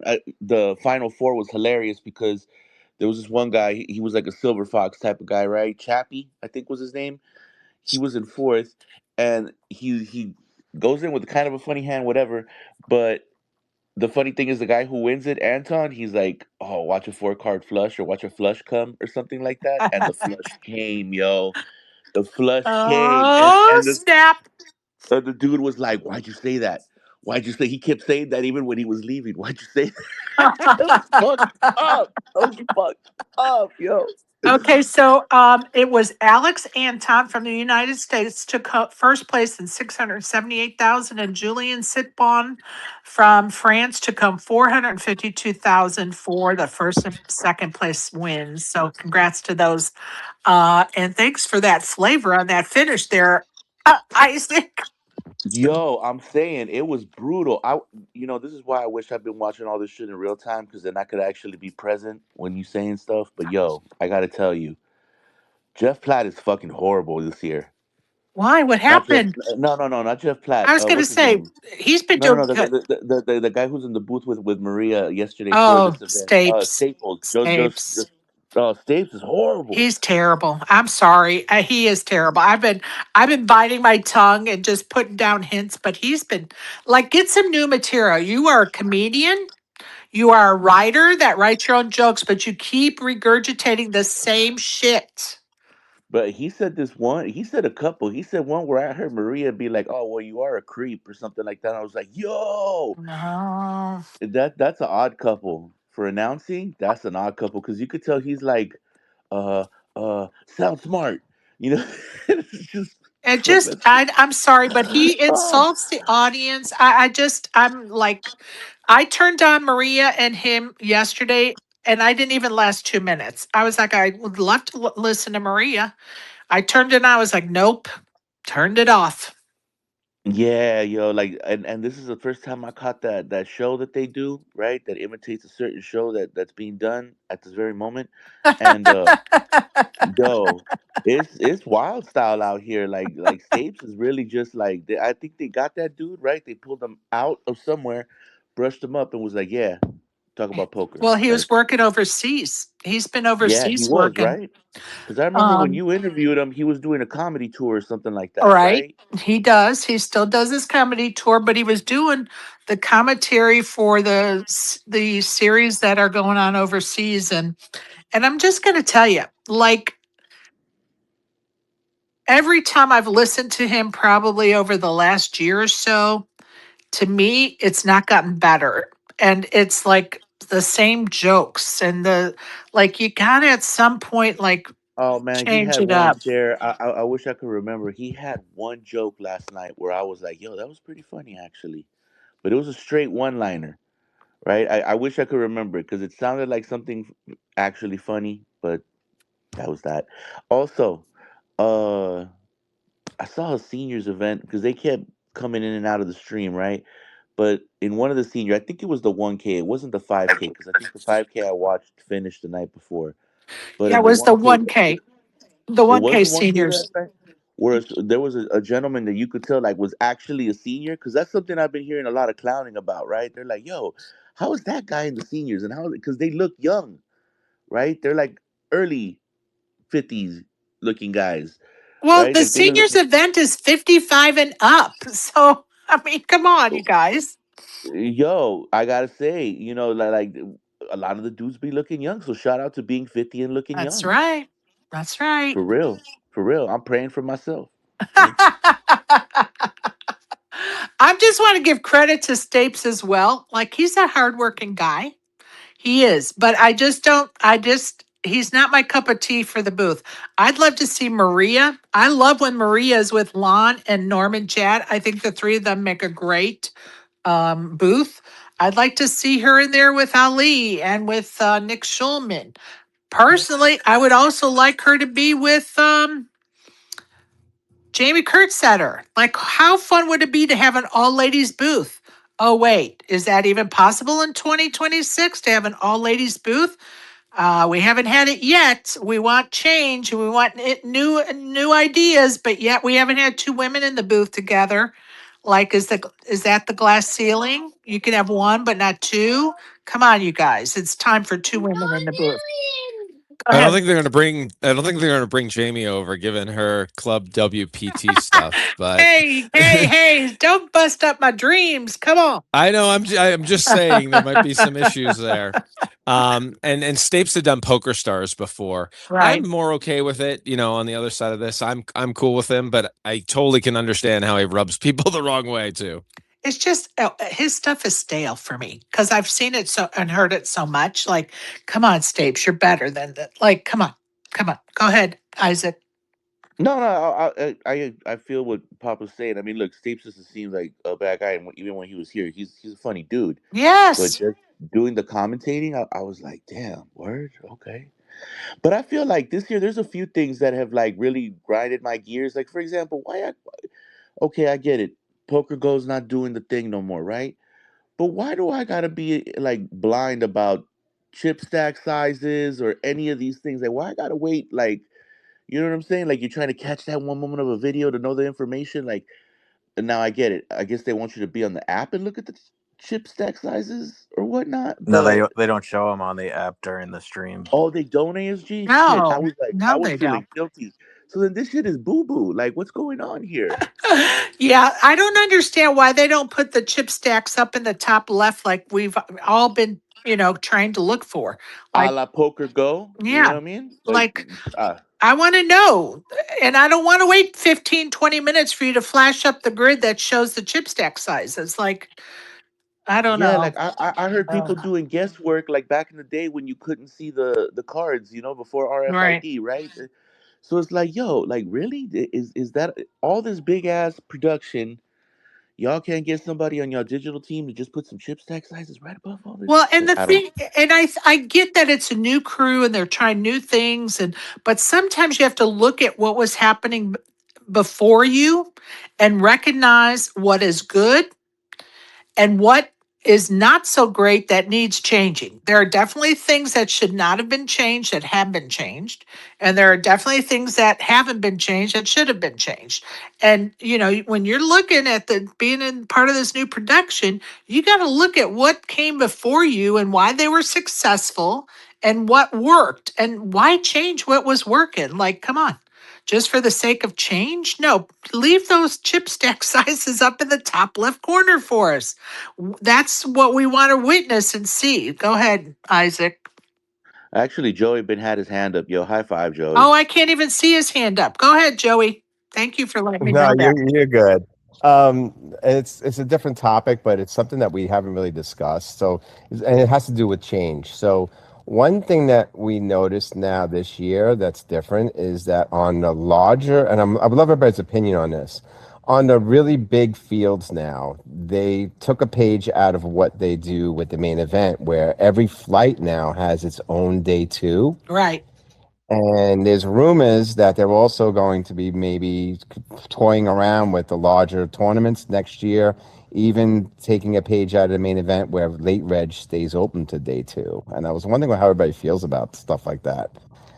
I'm not really in favor of registration staying open till day two. I just not. I think we have gone way too beyond the boundaries of registration staying open too long. Anybody else? Go ahead, ASG. Yeah, it's one thing in the main, because one thing, blinds are 2 hours, and two, which I really don't like this year if I was playing, is that okay, so in the main and also in every other time I've seen it until the WSOP this year, you have all the day ones, and then you have your day twos. And then this year at the WSOP, you're having like day 1A, day 2A that's going on the Yeah. same time Yeah. as day 1B. So you can bust out a day 2 and go to a day 1. Yeah. Yeah. That's just like, yeah, that's ridiculous. Like somebody even said like it like demotivated them from like wanting to play you're if you're in a day 1 and there's already people who have finished their day 2. Like it's just an odd I mean, it makes sense if you want to get as many people buying into that event as possible to keep up your numbers, which is what the WSOP is doing, to act like, oh, we had as many, if not more, people in these events than we did last year. But it's definitely not good in terms of actual numbers of people. It's numbers of entries. Right. Go ahead, Isaac. I don't know what it feels like because I heard this last night for the first time that one of these big events, like as you were saying, there's like day one is 4 days, day two is 4 days, and until all of that is done, day three begins, Right. or some crazy shit, right? And I'm like, well, I mean, at the end of the day, these folks are just trying to make money. That's how I see it. So I see it like more buy-ins, more of those opportunities. ASG was just saying where people are going to be busting out like that. Where it's interesting is like for players who aren't strategizing with buy-ins as well. Yeah, in a way, it's like going into one of those tournaments where there's an add-on and you don't want to get the add-on because you know but then you kind of need to get the add-on because if you don't then you're not competitive with the rest of your field typey type, so it's interesting. It's very interesting, but I will say that I think they're just trying to extract as much blood from the turnip as possible. I don't know. Oh yeah, for sure. And then like was the 25K PLO or the 10K PLO? I don't know. One of these high roller PLOs. They said day one of the day ones, 3 people were there for the beginning Yeah. registration. Yep. Yep. And that's a problem because now you don't even have a full ring for Yeah, day because one. everybody figured out, especially in those high rollers, that I like, mean, come oh, on. max leverage gets the most value. I mean, So is this what we're doing now? Come on, we got to rethink this, people. Go ahead, Isaac. I don't know, but I've been feeling like at least the last couple seasons that the old guard, as you want to call them, or all of the pros that we're familiar with, and a lot of those dudes, especially the high limit dudes, I think they like that these nosebleed things exist because they have fields where I think they ain't gotta really like get down and dirty. Because some of these fields are crazy. That's why I give it up to Negrano. Say what you will, right? I know from year to year the boy can tilt on some years and not on others, and he buys out of one thing and into another. But at least Negrano tries like everything. Negrano will be in $1,000 or a 1,500 and will be in a 25K. I like that. I feel like a lot of the other players though they don't get down like that, and I'm like, By the way, totally off topic question: is Blizz still in the PLO and is he doing well? No comment. Let's keep it moving. Uh, Okay. okay, is Ah, anybody, shit. the only hand I see up is Isaac. So, Isaac, take your hand down. Anybody else's hand is up? Because I can't see anybody else's hand. So, I'm not ignoring you folks. Just butt in if you have to, because I cannot see hands going up or down today for whatever freaking reason. And I don't want you to think that I am ignoring you, because I'm certainly not. Um, So I totally agree with Isaac. So I think, and Wes, kudos to the grinder last year, right? Because he actually did enter. He won the 50K Players Choice, and he won a general population, the biggest general population tournament of them all, right? And as much as and he has a lot of haters. Uh, Martin Cabral entered the mini main and won it. So Okay. I have a lot of respect for those who are not afraid to get their hands dirty. Okay, And but you have to look at it another way. Last year they changed the player of the year rules, and some of those folks were doing that just because they were trying to gain points for the player of the year. So it's me. I get it that we like to see them come in and play in the smaller buy-ins, but some of it's motivated selfishly by player of the year point runs, right? true, yeah. I mean, but it was a pleasure when I was in the $600 mix to see both Of Foxen and course. Negrano Of jump in that, course. right? And Of I course. would imagine they do get a lot of points because isn't there something when you get down to like 25 players as bonus points or something? Well, Like, and it's the size of the field too. So it's not right, only about making it to the top 25 or 20 or whatever it is, but it's also field size, bonus points for field size, as well right. as they're in the fantasy league, right? So they're trying to get points for their fantasy league. So those bigger field sizes get bonus points in the fantasy league too. So we got to be conscious of the fact that there's other outside motivation for them to be in those, that those fields. So go ahead, Isaac. Also, I want to say, I feel bad for Sean Deeb. I feel like Martin Cabral Yeah. screwed that up for him because Cabral was railing him, but was too goddamn loud, right? And then he's like, "Oh, where are you? Are you almost done? You need to finish in 15 minutes so I can take picture with you." And he was just being so goddamn extra railing deep that I think he sprinkled some bad juju on him. That's fucked up. Well, it's unfortunate. We were talking about Deeb earlier. Unfortunate for sure that he came in second place in that tournament. And there's nobody more disappointed than him for sure. Let me read out three more places that have tournaments today over at the Golden Nugget. 11:15 is their no limit tournament. $420 buy-in, no guarantee, people. At 12:15 is day two of their no limit tournament. At 1300 hours is a $200 no limit tournament with a 20K guarantee. And at 1615 hours is their tag team event, 620 buy-in, no guarantee. And 1915 hours is their turbo tournament, $130 buy-in, 5K guarantee. That was at the Golden Nugget. Don't forget to check to see what their add-ons are for their tournaments. Over at the Venetian at 1010 is their seniors event, day 1B, $1,600 buy-in, $1.5 million guarantee. At 1,800 hours and 10 is their bounty tournament, $200 buy-in, $200 bounty, $600 buy-in, 40K guarantee. Over at the Win today, 12 o'clock has their no limit tournament, $1,100 buy-in, 250K guarantee. Also at 12 o'clock is their Big O tournament, $1,100 buy-in, 50K guarantee. And at 1,800 hours is their satellite into their 10K main. And that's $1,100 satellite with 10 seats guarantee. That's everything that's going on around town except the Mandalay Bay, which has a 1 and 8 o'clock p.m. $60 tournaments, no guarantee. 10K starting stack, 15-minute blinds over at Mandalay Bay. Go ahead, ASG. Yeah. So, yeah, just want to finish up since we were talking about him. I saw D-Neg said he's stuck 700K this summer already. Uh, and Software Brian said, "I know how it feels. I'm down 2,500." Um,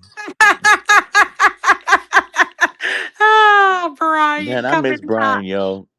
All this shit, when I hear it, all it makes me do is miss Brian just more and more. He's so funny. He is so funny. His trolls crack me up. Hey, So but for funny. real though, 700K to Daniel Negreanu, do y'all feel that's light work? I don't know. Maybe that's just me. Well, I'm just going to tell you, like Joey and I talked about the other day, we're just thankful we didn't buy his staking because it's just a no bueno. Yeah, Just a no I bueno. heard that. No I heard bueno. that. I think I was here when you guys were talking about that. By the way, did y'all talk about earlier how Seaver was going to Helmuth in the tweets? No, tell us about it. Yeah, like apparently Severs had some opinions, right? And he put out an opinion was basically saying, I can't believe Helmuth is charging this, 1.4 markup when Negrano has been putting his package out forever at no markup. And he was like, I think that's a more ambassadorial thing to be doing than help you, right? and Well, I'm Helmuth going to went tell back. you. Oh, go ahead. No, no, go ahead, go ahead, go ahead, go ahead. I'm going to tell you. There was one tweet that Helmuth put that, he's not helping his son. His son's doing it all on his own. And I tweeted back at him like, dude, you've retweeted about it like 10,000 times. You don't think that's helping him? Come on. Like, what are we doing here? Hey, you know what? I know what Helmuth is doing. She's just trying to start the stable from the family, and Right. kudos to him for doing that. Oh, what he did clap back at Seaver though too though, because he was like, oh, you know, Seaver's talking smack on me, blah blah blah blah blah. And then he was like, I mean, I've made my investors 200K over, time investing in me. So in a way, I feel like that was a crack at D-Negs.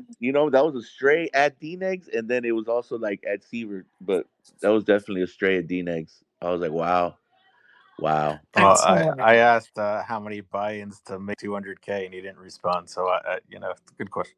No, no, Okay, that's exactly it. He did ask that. Yup, ASG. Thank you for bringing that up. that's No, I said hilarious. I did. I'm like, it's one thing to make 200K, but is that 200K on 3 million? Like, what are we talking about here? I Valid, love it. incredibly valid. But yeah, it's getting spicy out there in the webby webs. But one thing that I have noticed this year, and maybe I'm crazy. Okay, again, this is probably the first time I've been this present all season. Anyway, um, I'm not seeing a lot of the poker coaching stuff that I was seeing last couple years, right? And I mean, I kind of know one of the guys who does a lot of coaching, and I don't even see a lot of stuff coming from his side of things. I found that interesting. I don't know if that's a thing because of how Well, I think things are they're working this they're year, but it's very. look, I think they're too busy self-promoting themselves for the Hall of Fame. They don't have any time for poker coaching because they're trying to get into the Hall of Fame this year. Man, I gotta tell you, some of them dudes who do coaching though, they for sure not gonna be in the Hall of Fame. So I don't think they need to You be are advocating so that bad hard. for that. Hey, You're, hey, I'm sorry. I'm just keeping it a you're buck. so wrong for that. But You yo, are so wrong for but yo, but yo, but yo, why is it that it seems like that already they just trying to all set us up for Kuhn to get Hall of Fame this year? Am I tripping? Are y'all hearing this as well, much as I'm hearing it out there? well, there's, isn't he the one being pushed by poker stars or am I making that up? Oh, I don't know that. Somebody is getting pushed by one of the online companies. I thought it was Poker Stars. Like they've made commercials. Like if you look at their um, social media, like they've made commercials promoting. I thought it was him. Am I wrong, ASG? I thought it was ACR. Yeah, I could No, see ACR maybe I doing it, don't but think it Poker was Stars? ACR. I thought it was Poker Stars. That's Let me interesting. look. That Let is me hella look. interesting. I will say though, I don't like. I don't like being told that. Oh yeah, that. And then that's another thing, Blez man. In one stream, Blez managed to make me just not like him. Just Well, we not. don't want to even talk about him, so please stop bringing his I'm name sorry. up. I'm sorry, but Okay? you know I what's don't what? want any. I don't want to advertise for him on my show. Like, no, I hear you no. 100%. He owes us an apology. He owes me an apology. He owes the audience an apology. So we're not going to promote his name on my show. Yeah, that dude, it's crazy. What's even wilder is like I see how many are behind all that madness. It's just whoa, it's Yeah. blinding. But Then yeah, like I was I saying, yeah. I don't know which coaches you're referring to, but I have seen, as usual, that at least some of Jocka's people are winning, and he likes to publicize that. Um, Hey, Okay, you know what? so When Jock look and his at students get there, yeah, good for him. Poker Stars. I have it up here right now, and I can't figure out how to put it in the chat anymore. Uh, they've switched how to do this Ooh, on ooh, I Twitter. know how. So I know how. I know how. okay, time out, time out, time out. So if you just somebody just pull up Poker Stars, you will see the commercial for them saying nominate Jason for the Poker Hall of Fame. They got Berkey on there talking and they have it pinned right to the top of their Twitter account that has 268,000 people as followers. So I'd say that's a little unfair advantage to have, a big social media following presence promoting one player, right? So I'm not sure I'm too game on that. But they are promoting him. Not that he's not deserving. Please don't anybody misunderstand. I'm just talking about the point of view of self promotion and now a company promoting their ambassador for the Hall of Fame. I'm just not about it, but whatever, whatever. Isaac, if you can get that in the purple pill, I'd appreciate it. I got you. I was just looking at it right now. Damn. You know, it's funny. I love when people describe stuff because I'm always visualizing what they describe. You described that shit perfectly. Berkey was like the first thing I saw this guy put out. And I get why they're doing it. I totally get it. I just don't know as a poker fan if I just want this time of year being about campaigns. I don't mind self promotion, like even myself promoting other people. Like today is the last day to nominate people. I suggest you nominate Matt Savage, Miami John, Kathy Liebert. Yeah, I'm going to say that on my space, but I'm not making an ad to, you know what I'm saying? Like, I don't know. I don't know. Go ahead, Joey. Yeah, so it's not just Poker Stars, and I'm familiar with the commercial you're talking about. But 2 days ago, Triton Poker Series, right on their website, put a big article up. Jason Kuhn, a perfect fit for the Poker Hall of Fame. See So now. he's being promoted by multiple entities. Well, and I also go back to the train of thought of longevity in the world of poker. When you turn 40, have you had longevity in the world of poker? I don't know. I don't know, and I don't think because somebody turns 40 that they should go right into the Hall of Fame. I'm definitely not in that train of thought whatsoever. But go ahead, ASG. Was that you? No, I was gonna say that Kuhn was also who Kessler mentioned when he was like, "What if the people don't nominate him and we still want to put him in? What do we do?" And Here we are. He's got multi-million dollar commercials to get into the Hall of Fame. And is that unfair to people that, you know, have great poker history behind them and records, but don't have these two big companies promoting them through an ad? Like they have it pinned to the top of the Poker Stars Twitter account. Like, I don't know if this is where we want to go with this. I yeah, just don't know. no offense to him, but yeah, kind of some offense what I'm about to say. But I saw ACR back when it started. They were retweeting Chris Mormon trying to get in, and yeah, no offense, but kind of offense. Like, you're not, you don't have the resume yet. I'm sorry, you just don't. Yeah, Like, I just and these are great poker players, right? The new 40-year-olds. They're all fantastic poker players. We're not trying to take away from that at all. We're just talking about the process here. So, and don't forget, nominations close today, folks. Go ahead, Isaac. Yeah, I just to add on to that, the glazing by certain people out there is crazy too. Um, like Mateos is hella young, right? And he just took down the 250, and people were like, "Oh, he's got to wait till he's 40 to be Yeah, in the Hall of Fame." Oh my yeah. God, that shit almost made me throw my phone and my Well, laptop. and it's the same thing. As soon as Chrissy won the bracelet, oh my God, she's for sure getting in the hall this year. I mean, oh my Lanta, like this is what we've gone for.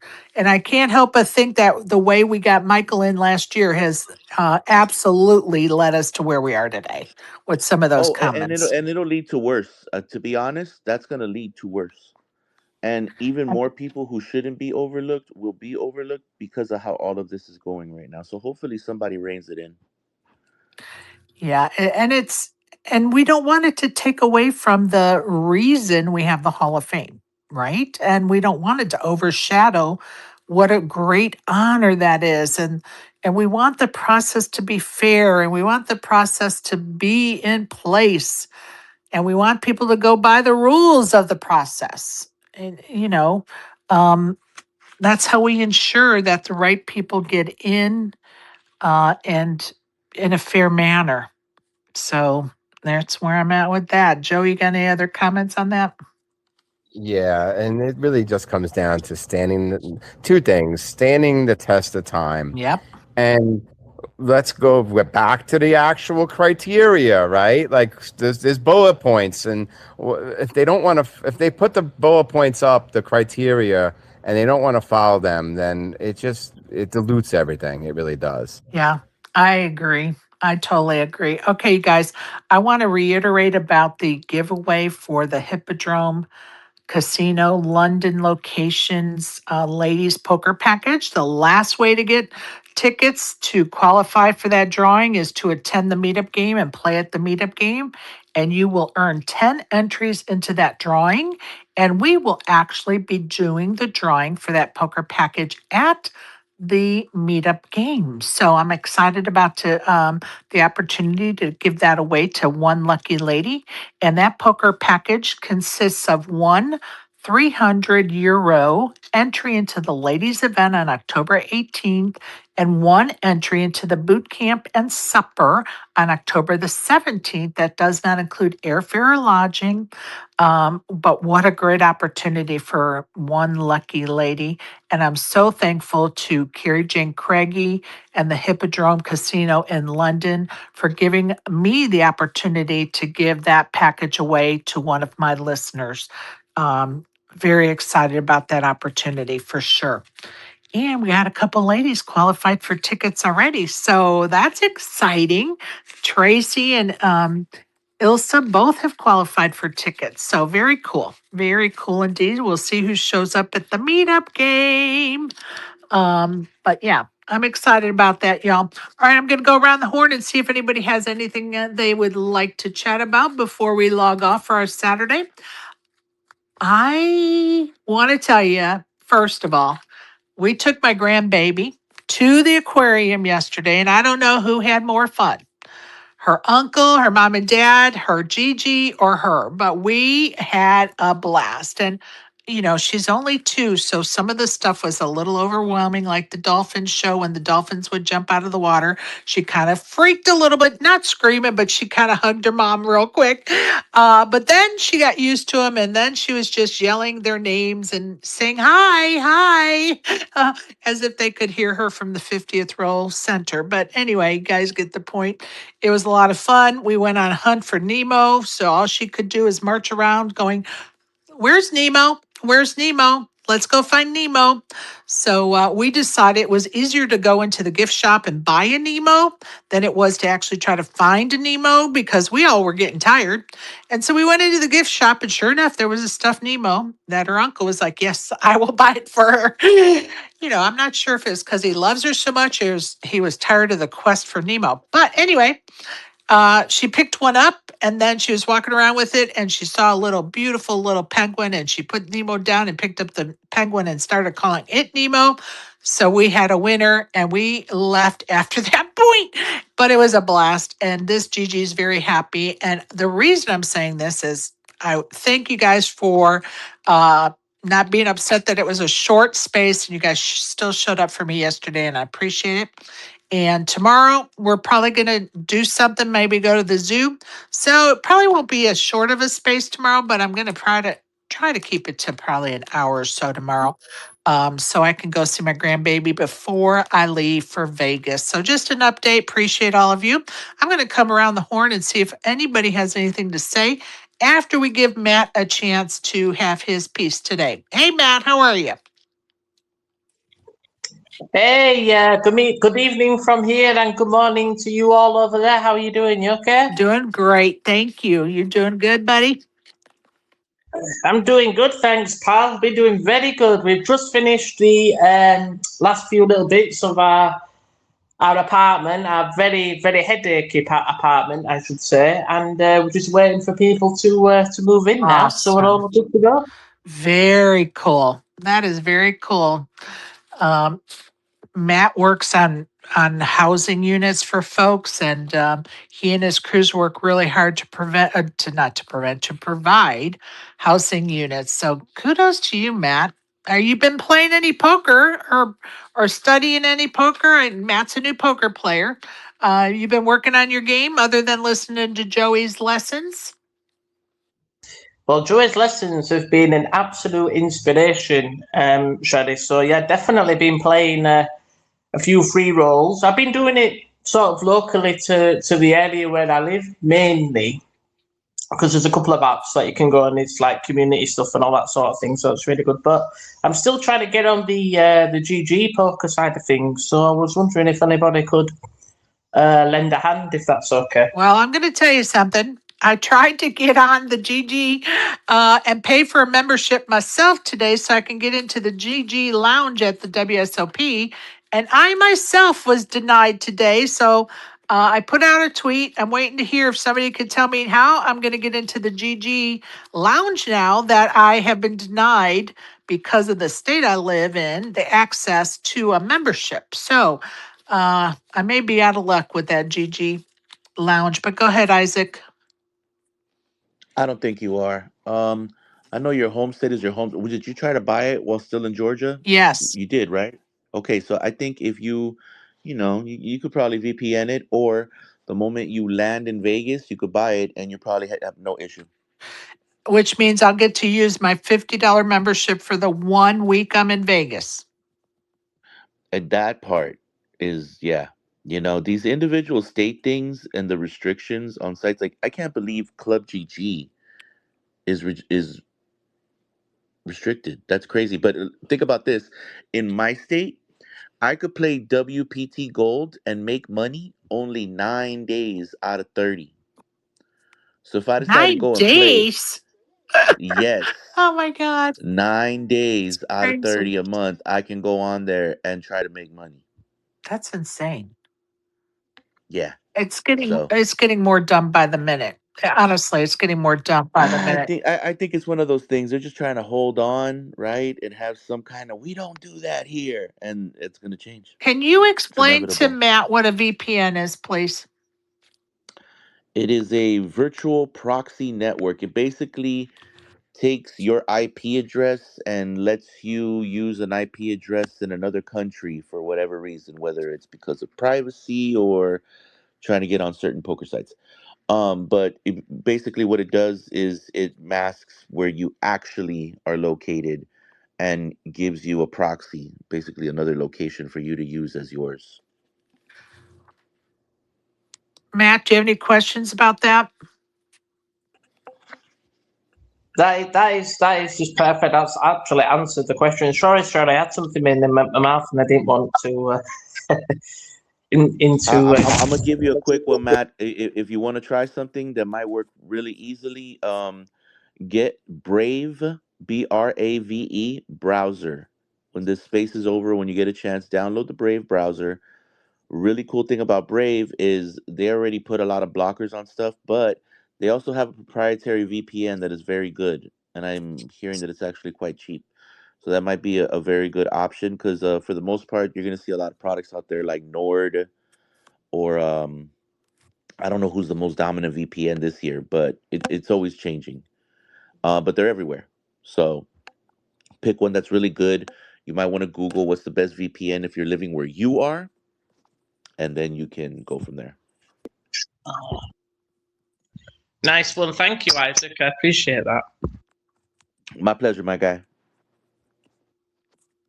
Oh, you see, this is what I love about you Americans. You're always so lovely, so friendly. Makes me want to come to your country even more. Oh man, some of us are, and some of us are just straight up assholes. But I feel like that's a mixed bag anywhere you go on planet Earth.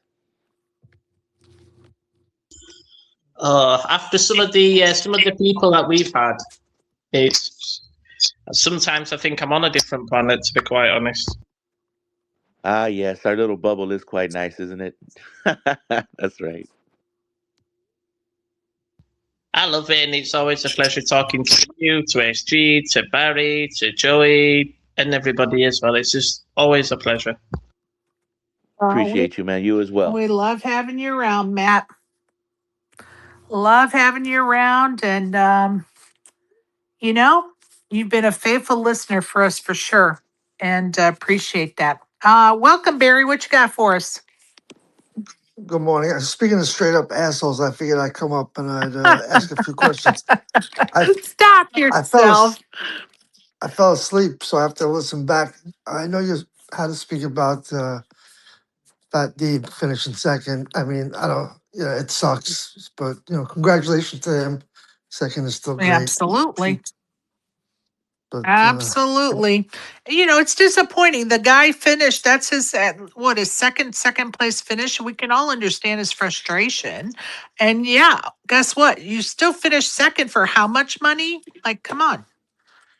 yeah, and they had a raucous rail of 50 people screaming at the top of their lungs against him.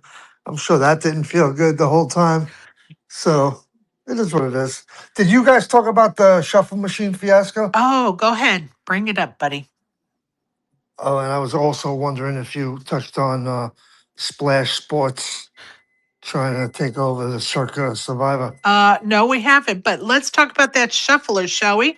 Go ahead and tell the audience what you're referring to. Yeah, yesterday they're claiming that one of the shuffle machines at one of the 10K mystery bounty tables was on sort as opposed to shuffle, and it was reorganizing the deck the exact same way every time.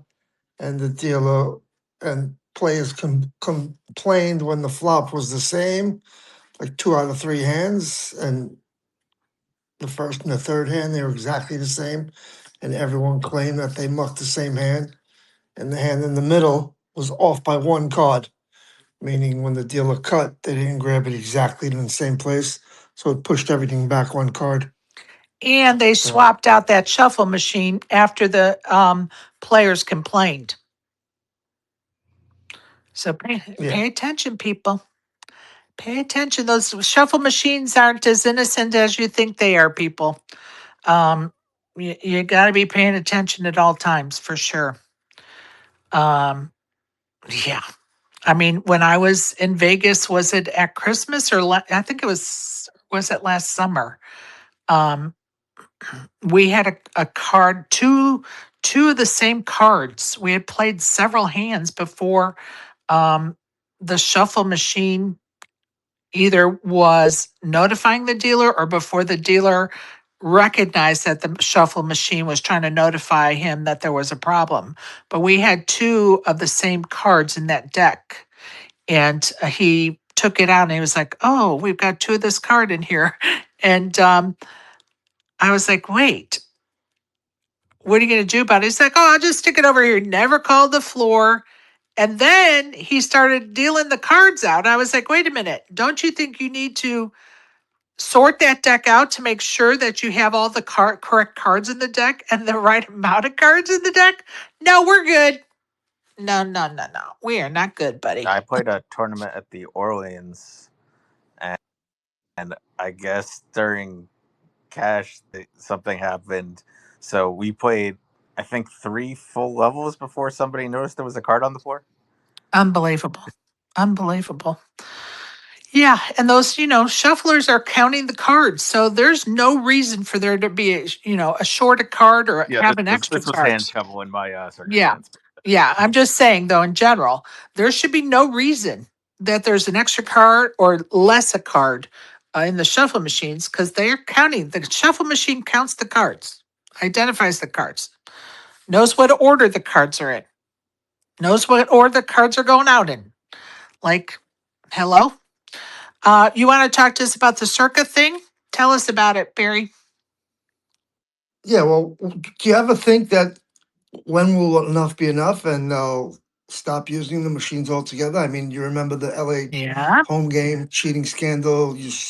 We had it with in New York with the NBA players.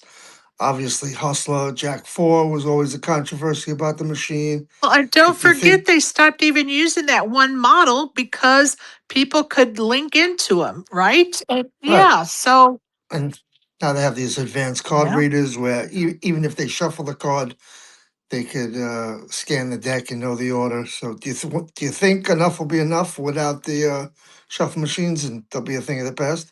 I don't know. When you think about the World Series of Poker, they don't use shuffle machines except at the live tables, right? That's the only time they have the readers so that the audience can be entertained. But the rest of the tables don't have shufflers.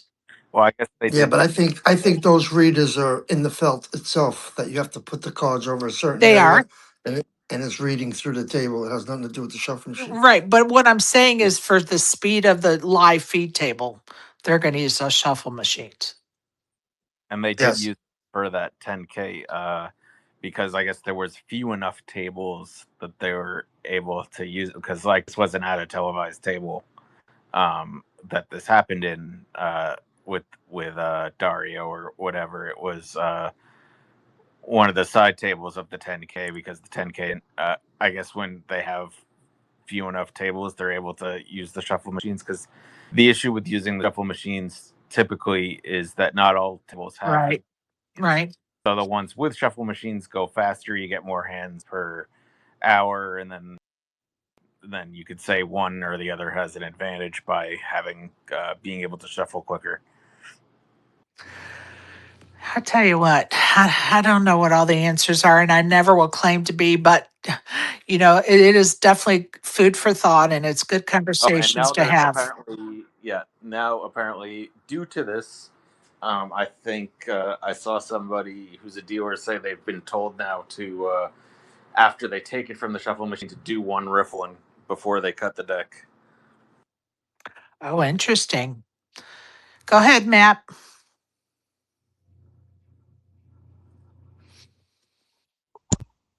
Matt? Uh-oh. Go ahead, Matt. I don't know if he can hear me. Go ahead, Matt. ASG, tell him to go on, and in case he can't hear me. Matt, can you hear Sherry? If not, you can go, or you can talk. He must be having IT problems. We'll see if he can get back in here.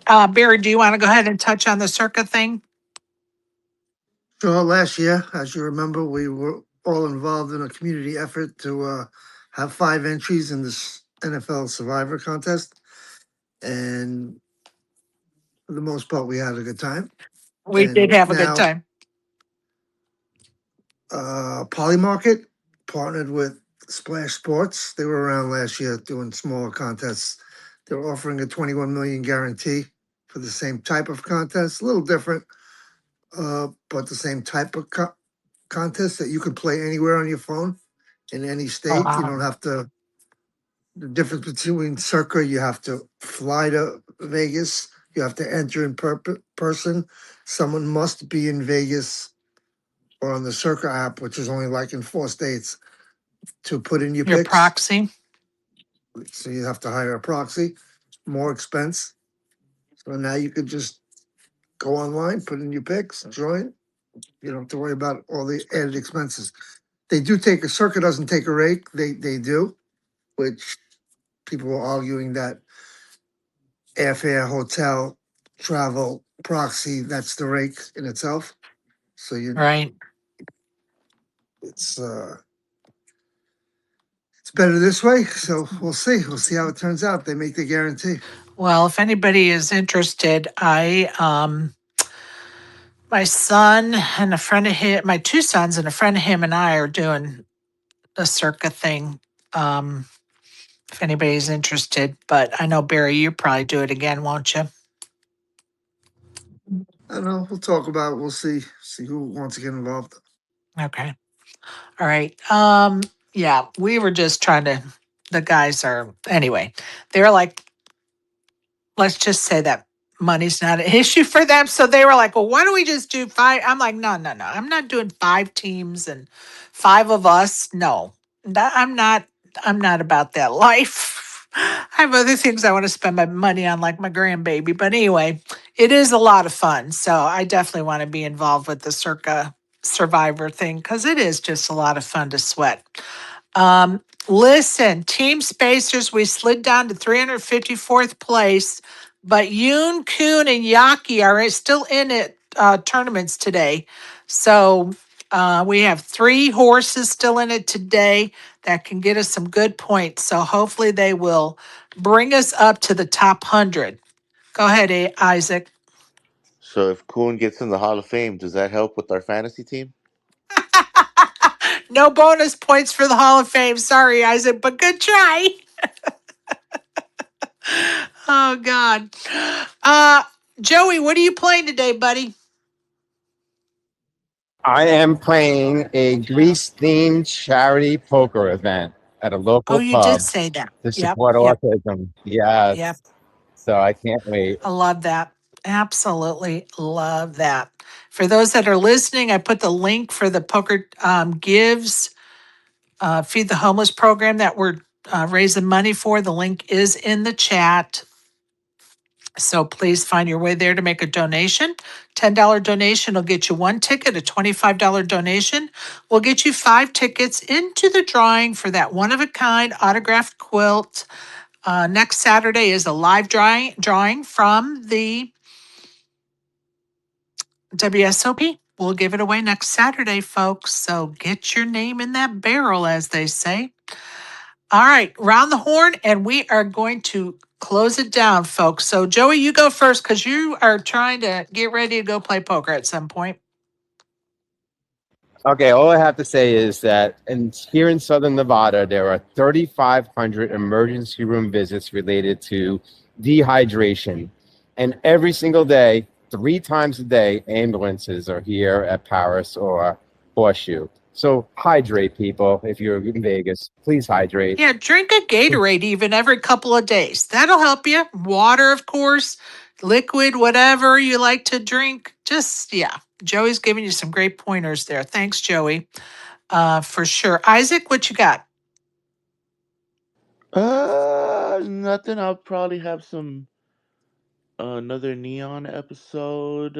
And besides that, shit. Thanks everybody for pulling up. Have a great Saturday. If you're in GVG, tonight's the Phase 7 game. Besides that, shout out to Barry, shout out to D-Man, and shout out to Dibs. Hope y'all are good out there. And Joey, good luck today in that charity poker.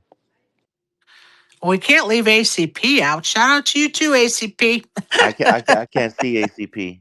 Oh no! Yeah, X, Geez, X, Twitter's really tripping. X. Yeah. Shout out to ACP. Oh, a shout out to everybody that we can't see, but you're out there. Appreciate y'all. Barry, what you got for us? Anything, closing remarks or topics or whatever? Yeah, that's it. Thanks for having me. Good show, as much as I remember. I got to listen back. I appreciate you, buddy. Appreciate you. ASG, what you got for us? Not really anything, but I know I put it in the group chat that at least Helmuth has somewhat of a sense of humor about things. He posted yesterday that he has COVID. Somebody said he should DoorDash some drugs, and I responded, that if he does DoorDash, that has a 1.4 markup, and he liked the tweet. So And I tweeted, hey, people still test for that? Like, how stupid are you to still test for COVID? Come on, people. You got symptoms, stay home. You're sick. Like, you don't have to test to tell yourself you're sick. So stupid. And again, if you're sick and you get worse, just like we've done all of our lives, you start getting sick, you stay home, take care of yourself. If you get worse, you go to the hospital and emergency room for stronger drugs. That has not changed, people. Like, regain control of your common sense, please. Appreciate y'all. Love you. I'm off my soapbox about that. Sorry, I just can't believe people waste their money on those tests. And it's just because they were made to be afraid. And that is never acceptable as far as I'm concerned. All right, you guys, appreciate everybody listening. Don't forget, Ilsa Zolti will be with us on Monday, and Joey will be with us tomorrow, but then he's taking a couple of days off to enjoy the wilderness with his sweetheart. Can't blame him. Should be great to listen to his stories when he returns. We will look forward to that. Appreciate everybody showing up today. If you're playing on the felt, good luck. If not, please go out and touch the grass. Do something fun. Take a walk. Just go out and get some sunshine. Appreciate everybody.